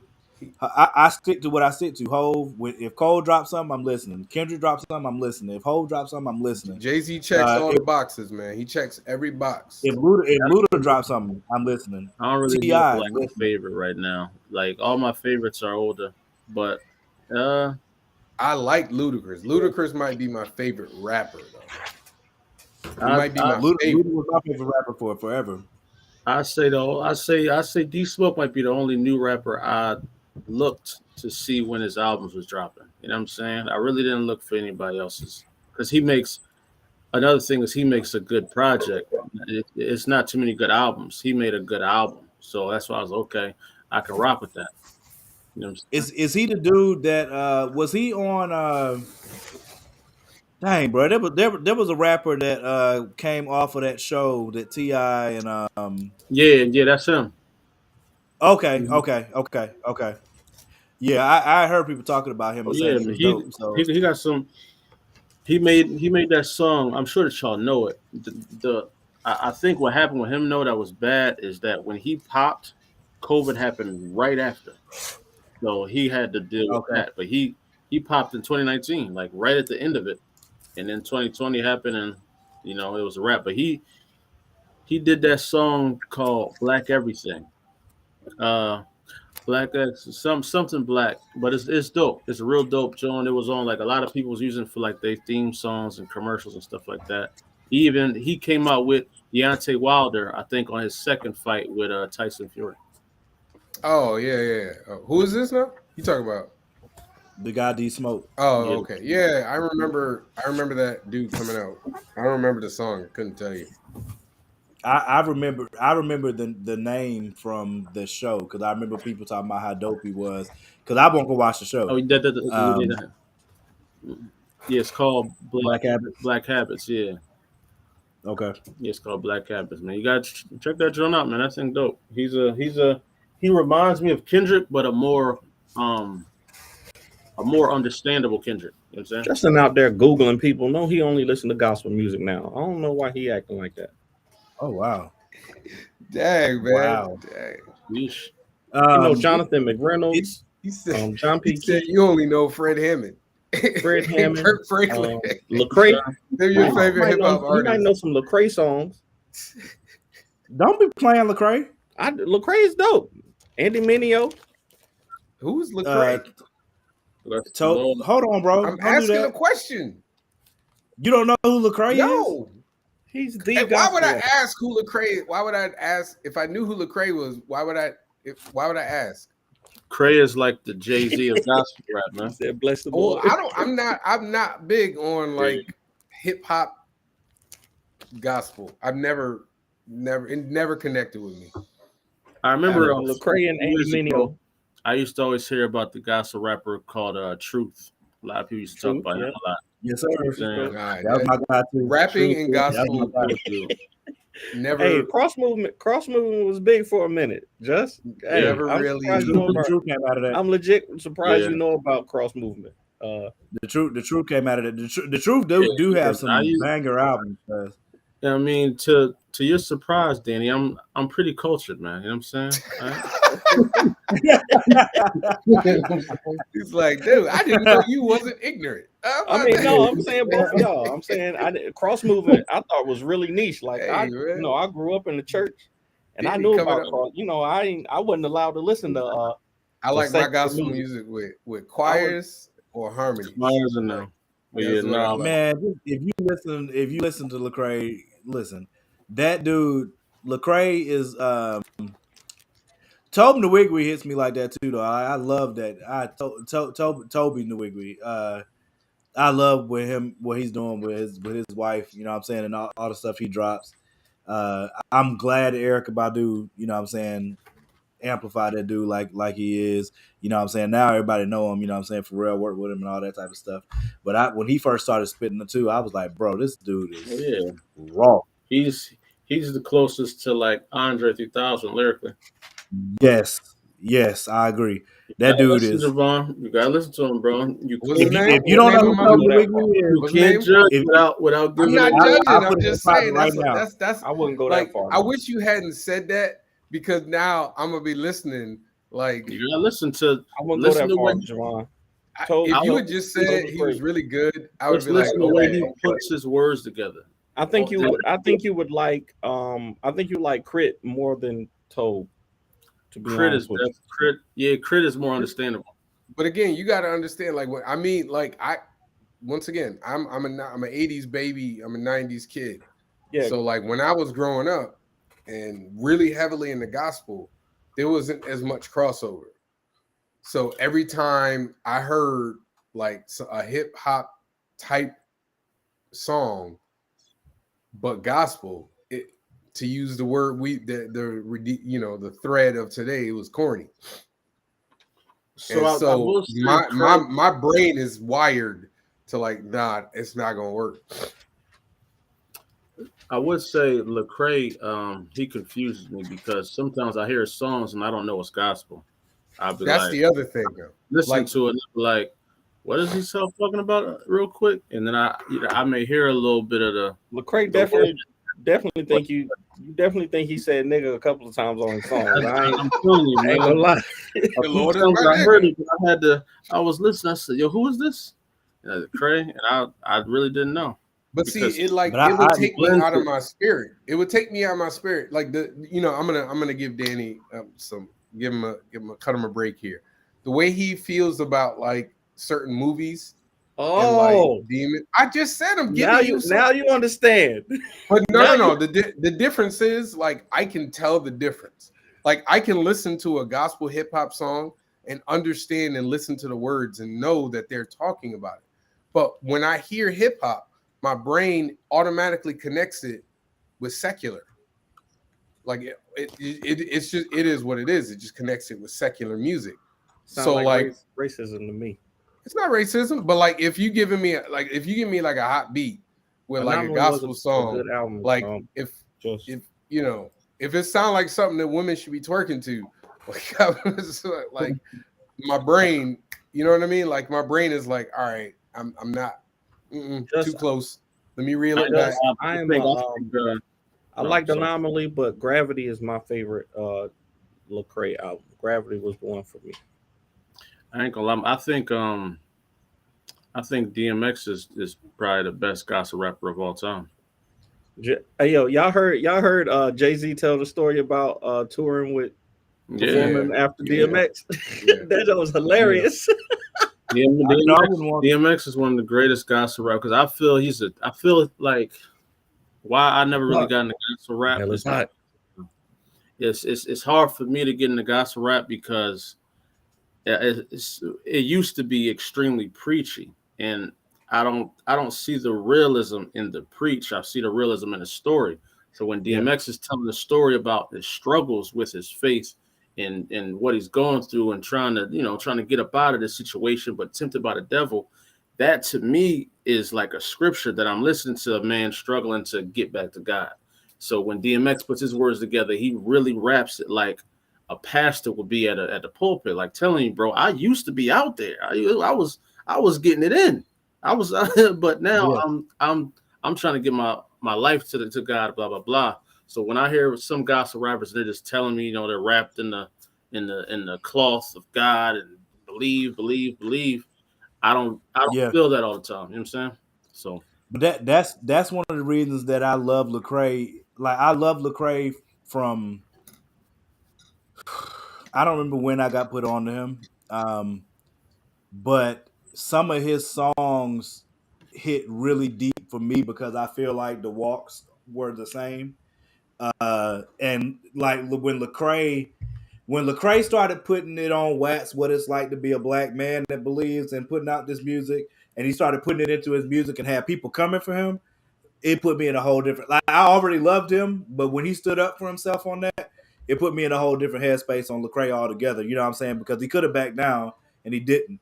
You know what I mean? And he just told his truth for what it was, and the people that didn't like it, that you just had to deal with it. Like I've been to 2 or 3 of his concerts, and I forgot. I think when they did the song, when he did "Dirty Water," he did "Dirty Water" and "Welcome to America." And I'm not gonna lie, I was looking in the crowd to see when he started playing. I'm looking at the crowd, I'm like, I wonder how they're gonna handle this because this is at least half of the people in there is white. You know what I'm saying? If not more than that. You know what I'm saying? So I'm like, I wanted Dirty Water. Lecrae was not pulling punches, and he wasn't in Welcome to America either. So I'm like, bro, I wonder how they're gonna take this. I mean, we're gonna see. But it's similar to, for me, that's one of the reasons I love Kirk Franklin so much too, though, is because Kirk, how you talk about like speaking straight to things, you know what I'm saying? That's what the thing that people loved about X the most is that when he talked about his spiritual battles, nobody didn't believe. I don't think there's anybody that ever listened to X. Unbelievable. Yes, I don't think there's anybody that ever listened to X talk about his spiritual struggles on wax or in person in an interview where you didn't believe him. Right. Like X was like, yo, yeah, go ahead. Okay, I will say this. I'm with y'all. He paints a very good picture of a man struggling with his demons and whatnot, but it's really hard. Like I can acknowledge it, but it's really hard when you switch back so quickly. Like, you know what I'm saying? Like, if you, because remember how Hov was like, he did his whole set, and at the end of the set he would do the gospel song or the God song. He would end with a prayer. He would end with the prayer, but he would end it, because I've seen DMX perform live. He would end with kind of that, that song where he talks about the struggle, whatever. Lord, give me a sign. But like your whole song, I remember when I remember when I bought DMX's like second album, and he had a song. It was like one of the first songs. He was talking about like flesh of my flesh, blood of my blood. Yeah, like he was talking about like having sex with a corpse and everything like that. And for me, like you can't. It's hard for me to be like, all right, you gonna rap about all this other stuff, rapping, killing, and then you end the show with that. Like DMX that's hard for me to reconcile. DMX is wilding. But again, I'm also a church kid. Now I'm not necessarily saying like his whole, everything he did was of the cloth. I'm saying when he focused on that, he was like with the best, one of the best at doing it, because it was actual like real. Even a song like the band. But that's like saying like R. Kelly is a great gospel singer. No. What I'm saying is like R. Kelly. Hold on. What I'm saying is because R. Kelly can put out some damn good gospel music. He probably is a good gospel. R. Kelly put out some good gospel music. He did, but it doesn't. But because of the life that they've lived in, or was continuing to live, it's hard to hear that message through the messenger. No, I disagree. I disagree. R. Kelly was not being honest about what he was doing in his music. R. Kelly was denying and lying to people for years. He wasn't. Yeah, X was out front with him. X was saying, "Hey, I'm a human. I'm struggling. I'm having a hard time, but I believe that there's a higher power. I truly believe in God. I'm struggling. You don't think with that this. R. Kelly didn't? So you can't say that he was lying when he was telling the truth through every song he's ever written and put out. Yeah, but his songs weren't. His songs were absolutely him telling I'm doing this, but I'm sorry about it. It's not. His songs weren't. I'm struggling not to do this. His songs was. Age ain't nothing but number, ain't nothing. I'm not doing anything wrong. There's no. What I'm saying is that he could, and I'm not defending R. Kelly, but I'm as an artist. Like we're all artists here. So like I'm not gonna sit here and say that he didn't believe what he was writing in those gospel songs. Just like you said, just like we just talked about how DMX could write these, soulful songs where he's talking about, his struggle and everything. He was still turning around talking about "Get at Me, dog" and all that other stuff. So I'm saying that it is possible for somebody to make a gospel song and still be struggling with the other stuff that they're doing. That's all I'm saying. That's why I'm saying that he making a great song, but it's hard for me to hear through the messenger. So sorry about that. Go ahead, Albert. I'll say that the reason why DMX's seemed more authentic is because he didn't have to do them. His albums were dope, regardless if he put the prayer in there or not. It was a point for him to put it in there because he wanted people to know, he wanted to bring people to God. That's really what he was trying to do. Even though he had a twisted way of doing it, he was living his truths. And we can't judge a man off of living his truths, but we can't deny that talent-wise, writing those songs was more impactful than I would get from an actual gospel rapper, because I actually believed the struggles DMX was going through, rather than somebody just telling me, pray, pray, pray, believe, believe, believe, your God loves you, blah, blah, blah. I didn't really believe that. I believe if I see what DMX was and what he came through and what he became, then that'll make me believe his songs even more. Like, man, he went through it. When you listen to like Slipping or Falling, listen to that song and see what he went through, and then how he turned it around with a positive towards the end. That's a gospel song. And I personally feel like gospel rappers should feel comfortable to curse and do whatever they do, because we do that in real life, man. I don't agree with that. We do it in real life. Yeah, but it takes you out. To me, it takes me out the song though. That's like saying I think a pastor should be able to curse. Why was the pastor cursing? But that's you though. So I just said I disagree. I didn't say he was wrong. I just said I disagree. But that's you though. So that's why like different when if you look at things biblically, if you look at things biblically speaking, different people reach different people's stories or accounts or history in the Bible hit different people differently based on what they went through. Right. Like I agree. People are moved by Psalms because David will literally start a psalm talking about how awesome God is, in the middle of it be complaining like for a good minute, and then be pissed off, and then end off being like, "Oh man, my bad, God." Blah blah blah blah. Like, that's what it was a song. And then go off and smash somebody else's wife and send them off the board. David has and if somebody and for me, the messenger matters. That for me, again, I'm speaking for me. If it's not for y'all, that's cool. But it's like if there's a pastor up on the rostrum, let me put it to you this way. If there's a pastor up on the rostrum, he could be saying the most amazing sermon in the world. But if I saw that man out with another woman that wasn't his wife and kissing up in public, like if I saw that with my own eyes, knowing he's married, his message misses me. You feel me? Because the messenger matters, which is why pastors are held to a higher standard. You know what I'm saying? Like that's how I feel. And I feel the same way about music. So like when R. Kelly would sing his gospel song, it could be the hottest gospel song in the world, but I'm not going to feel it spiritually because I know the messenger. Now, DMX, I will agree, is a little different because I understand that it was a struggle for him and it was a back and forth. And I can understand how we as human beings can do something and fall back and get back. And like, I get it. So it might hit me a little different, but it doesn't hit me like it would hit you, Lonzo, because you don't look at it with the same perspective. So I'm just talking about my personal perspective. That's all. The realism of thing, authenticity means everything to me. So for me personally, I've said this before. There are things, everybody knows how I feel about Donald Trump as a person, as a politician, and a whole bunch of other things. But based on that doesn't mean that Donald Trump can't say something that's completely true, and I completely agree with him. Do I like that it came out of his mouth? Not really. But if it's the truth, it's the truth. Yeah, but the message matters because the context, like you always talk about, can matter.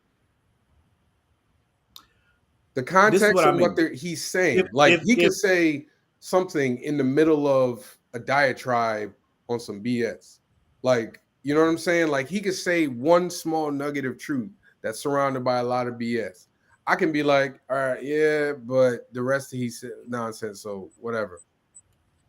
Yeah, but that's the same as like if you get a lie, like when they do the what do they call that crap? Like when Obama used to give speeches, or whatever the president is, give speeches, and they do it's not a lie detector. What do they call that crap? What'd y'all say? I'm laughing at. It's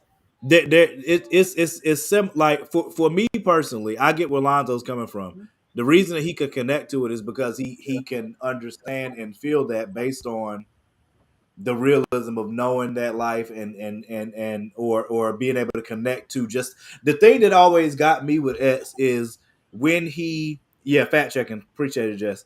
The thing that always got me with X was when you listen to him preach or pray or whatever it was he was doing. If he was talking about God or talking to God or whatever, you could feel an authenticity in the conversation. Like Jesus talks about the people that come into the church and pray with themselves versus the person that comes and doesn't want to lift up their eyes to even come to God to offer him anything. Those are two different things. The prostitute, how many?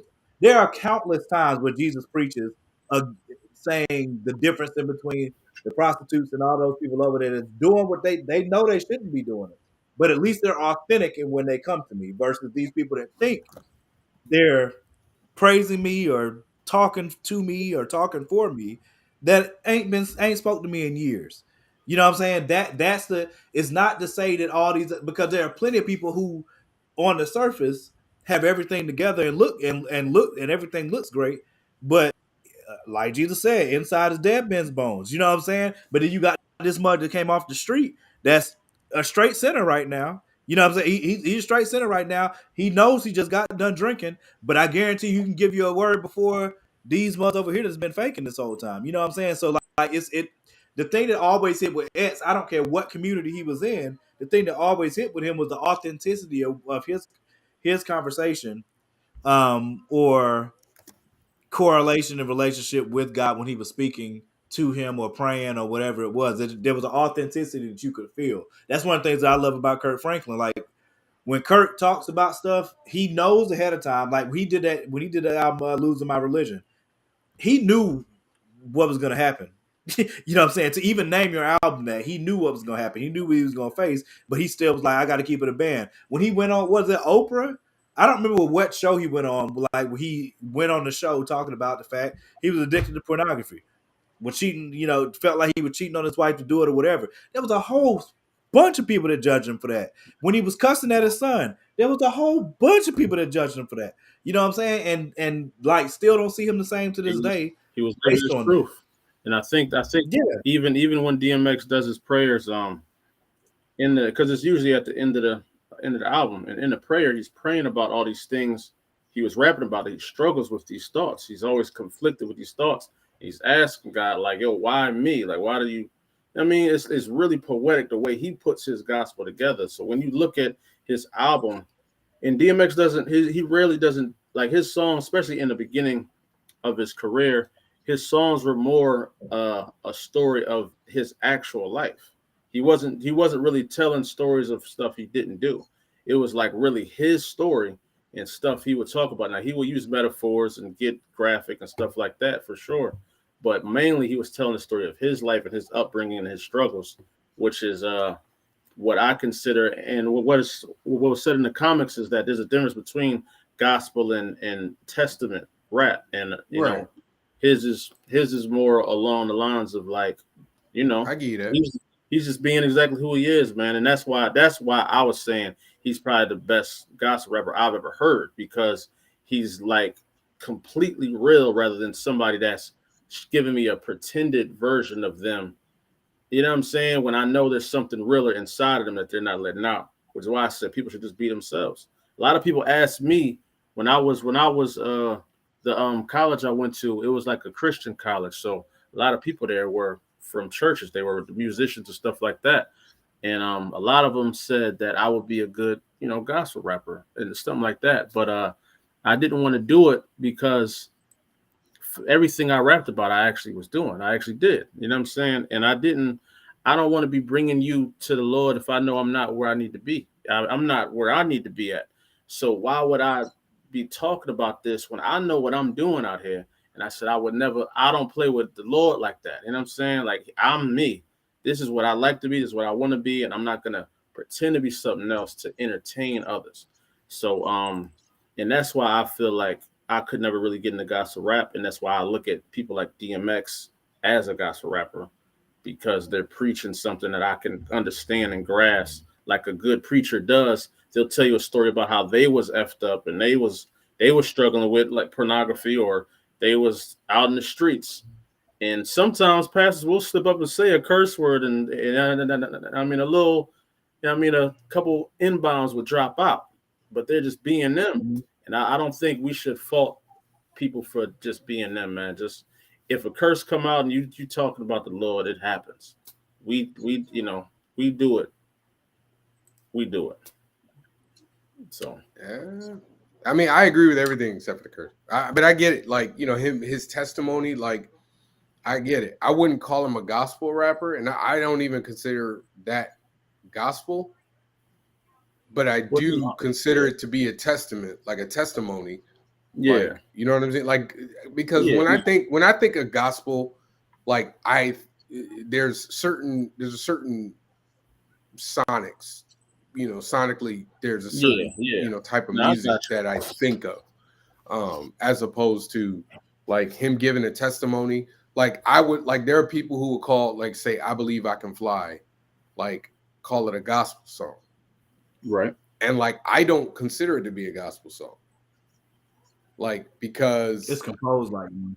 It's composed like one, but the words he's using are secularly enough to sidestep it being a gospel song, because he doesn't really talk about God. He's not really talking about God.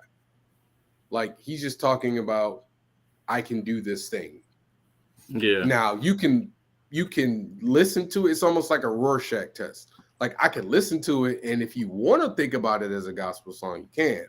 Or you can just listen to it as a inspirational song. Inspirational song. No, I got you. You know what I mean? Too. And I'm not saying DMX is a gospel rapper. I'm just saying. No. I know what you meant. I'm saying, like I look at him as just an artist. But I'm saying, if I was to like a gospel rapper, I would like a more molded in a realer form of like, this is who I am. I drink sometimes, and I mess up. You know what I'm saying? I mess up. Sometimes I hear a lot of gospel rappers, they're like perfect people. They're talking like they've never done anything wrong. And I don't believe that at all. You know what I'm saying? That's the reason. Like, one of the first songs I heard Lecrae do was Indwelling Sin, and that song, I used to listen to that crap back to back to back to back, because he did a great job of talking through how that conversation can go back and forth. And I know, for me personally, I know for a fact, you know what I'm saying, that I've had very similar conversations. Like, I know exactly what I should be doing, but I also know the chirping that I'm hearing over here, and there's a back and forth that goes on there until you make a decision. Yeah. And he did a good job of capturing that in that song. There's just a lot of songs that Lecrae has done and produced outside of what he dealt with, through social media, that I connect to because of the lyrics, what he's talking about. Like, I gotta find the name of the song now, but he's got a song that he did. Dang, bro. I gotta find it now, because it's gonna bother me if I don't. I just think, man, like, hip hop and gospel, man, it's what to me, it's just too close to me. Like, because it's funny that you say that, Javon, because that's probably why I had a hard time listening to Lecrae, because, like you, I have the same ideology of, I want my gospel to be clean, but I also want you to be real. So, but I wouldn't say that, though, because in gospel songs, like in just regular gospel songs, there's a ton of talk about like the struggle and back and forth like this. But there's a sound that hip hop has. Yeah, that to me it's just secular. Like, it will always be secular, and it has. And once again, this is a singularly, because it has more to do with how I was raised than anything, like how I grew up. You know what, though? I think what you're saying is it's more it's the sonic waves. The sonic waves, the vibrations is what makes you a certain vibration can make you feel like you're in a club. You know what I'm saying? That too. Yeah, absolutely. Certain tempo is mesmerizing to your brain. Absolutely. So I think that's more so what you're connecting to, more so than the actual. I think you're more moved by the beat more than the lyrics. The lyrics add the extra sauce that make you be like, nah, It's not even that. It's just like rapping. Like rap to me is hip hop, and hip hop is secular. And you know what I mean? Like it's like it's like how R&B was R&B, and then they started to merge it. Like New Jack Swing came in, and then began to merge hip hop and R&B, and so then at a certain point, it was hard to see where hip hop began and where R&B began and where hip hop ended. And so you would get a lot more like songs where is this rap or is this R&B? And so there's like a sound that makes it, like if once you put like if you have too much rap on an R&B song, then it becomes hip hop to me. No, like a lot of what Chris Brown does. A lot of what Chris Brown does. Hey, the dad in me just popped out. What's up? Pulled up. What's up, Donnie? I missed that age, man. That was nice. Man. That was nice. That age was nice. I know. Yeah, it's nice now, but we'll see. Oh no, I'm past it. I'm past that age. We'll see what it turns into. You know what I'm saying? This your first? This your first? Second. Okay. Your second. I got a 12-year-old and a 1 year. Well, he's almost one. So, but yeah, no, one man. Yeah, he's a little husky. He's a little husky. But no, man, this talk was dope, man. I definitely appreciate you guys having me on. And Justin, right? It got to sound churchy, like real talk. Yeah, got to sound churchy. No, I'm right with you on that. Where I have a little I was a little bit cautious of listening to Lecrae because I guess in my soul I was afraid that he was going to be a hidden secular bull that I didn't like. If I'm gonna listen to something gospel, I want to hear the gospel. So when I heard him sonically, I couldn't tell where he was. And that's what made me nervous, why I probably never gave him a listen.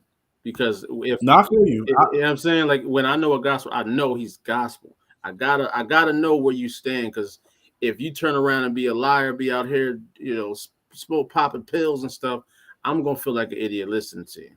So you know what I mean? So I feel you 100%. Like I felt the same way because I grew up the same way as how Javon is describing it. Yeah. That gospel rap. Number one, gospel rap is corny. Coming back to that word, it's corny. Two, it's what I'm saying, it's secular, so you shouldn't be listening to it. It's trash. They're just making money off of whatever. But me personally, like I said, I'm looking at. I'm a contextual person, so I'm listening to the music like, all right, what is he actually talking about? Right. Especially when it comes to like, especially if you start talking about scripture, I'm very, very much so a stickler for. If you're talking about scripture, like, you know what I'm saying, it needs to be scripture. You know what I'm saying? Like, don't, you know what I mean? I'm very much so like that. But when I started listening to him, it's similar to how, like I said, I could connect to his walk based on the things he was talking about, especially, like I said, like when he did Indwelling Sin and like the song I just put up, Cry For You on one of his newer albums. Cause he had like one of the dopest lines that he had in that song to me that always stuck with me. Like when I went to the concert, he said, "Crooked sticks draw straight lines, just look at me," and that crap just hit different for me. You know what I'm saying? Because you know what I'm saying, it goes back to like a similar conversation what we were talking about with Ed. You know what I'm saying? Like we can. It's very easy for all of us to judge somebody else based on what we see them doing or whatever. You know what I'm saying? Yeah. Their internal struggle though is something different. So no, I dig what you're saying, because hearing X, I didn't feel like I had to guard myself from somebody that was lying to me. Hearing Lecrae, I didn't know if he was just somebody that was just selling me 100% believe in. Because most of the people that I listen to musically, I believe in them. I believe what they're saying. Like when I used to listen to a lot of Young Jeezy. I believe Jeezy was really out there. You know what I'm saying? Doing what he does, and that's what made me more accustomed to wanting to listen to him. But yeah, man, it's a really great conversation that I think a lot of people don't talk about, man. But I think gospel rap, I think Lecrae is going to do a lot of good for gospel rap to make it more digestible for people that like secular music. You know what I'm saying? People that it is an easy transition. And that's what kind of Kirk Franklin he mastered playing that line of I'm gonna give you a secular tempo and just remix the whole thing for you, so you can still groove at the cookout. You can feel good, but you're still gonna get this word at the same time. You know what I mean? Kurt straddles that line 100%. too, because sometimes like I hear a song and I'm like, this is a little too close, man. Right, This is right. a little too close. I mean, but he did it so well that Yeah, you know, with his songs, you getting gospel on mainstream hip hop stations. So oh yeah. if the mission was to spread the word of God, he's doing it, because now he's not in a box of like, I'm just on the gospel station. He's on Power 99 right after Meek Mill's out. You know, I'm hearing a Kirk Franklin song. Yeah, Like, but I heard Stomp. I never forget. I heard Stomp in a club. Stop in the club. Man, I'm like, yeah, but the problem is the message gets lost when you got people out there bumping and grinding to it, though. Yeah, hey, listen, I mean, I just be it real. I'm not again. Y'all got to understand, Kurt. If you're watching, you know I love you, but I'm just telling that. I'm just saying, like, that's why I talk about straddling the fence. Like this, when you want to reach the people, you got to understand that sometimes the people might take what you do and twist it. Bro, Who bumping and grinding the Kurt? Bro, I was watching Stomp. They were playing Stomp in the club. Who knows how them parties up in heaven get, man? They might get crazy up there, man. You never know. You never know. They might get crazy up there, man. You know what I'm saying? You're right. It could. Hey, It might get crazy. That's a great way. That's a great way to end today. I mean, Yeah. all of us might go to heaven and God be like, "Boy, you better get off that wall." I mean, you better go out. Hey, there. listen, if the Lord Himself tells me it's okay, then I'll be out there like it's carnival. Hey, yo, you better turn up. Stop playing with me. could you imagine God saying, "Boy, you better get off that wall now"? Bro, listen. Man, I'll be in the You ain't middle gotta of that floor tell me so twice. fast. That'd be hilarious. Say less. That'd be We in hilarious. heaven. If I made it in heaven, you ain't gotta tell me to get off the wall. Clearly, everything here is to go. We good. Clearly, we all right. It's on and popping. You know what I mean? Look, it was great. It was a great conversation, man. I want to make sure I share this one more time because we almost got there. No, I appreciate y'all fully, man. And you know, it's still a lot more days in this Kickstarter. I'm so happy that we got up to this point with 26 days left, man. Can't be mad, bro. Yeah, can't be mad at all. Oh yeah. I'm just being stingy, bro. I want. You know what I'm saying? I want them other two. That's all. You know what I mean? We all gonna talk about some collabs though, because it's time for us in our careers to definitely start doing more collective things, man. So I'm with all the smoke. Hey, listen, me listen. too. I got something that I've been working on. It won't be ready until next month, but I got something nice that all y'all gonna like. That's all I'm saying. I appreciate you, Justin, for sure. But yeah, man. And I'm sharing it with everybody. So just share it with everybody. Make sure you tag me, man. Oh no, don't worry. It's gonna be. I'm gonna reach out to everybody before I even do something with it. All right, bro. That sounds like a plan, man. Well, I'm gonna get at y'all, bro. I really appreciate y'all having me on. I had a great time. Morgan, Javon, y'all know what it is, man. Yes, sir. All day, bro. All right, y'all. We appreciate y'all, man. Thank y'all for coming through. We'll see y'all next week. I don't know what the topic's gonna be yet. We'll figure that out. Hopefully by Friday, because I want to get that joint up before the whole before the weekend comes. So all right, Sean, I'm leaving. I'm leaving. I'm out. I can't do it. We'll see y'all next Tuesday at 8:00. Peace. Love y'all. Till then, let everybody know about us. Share, subscribe.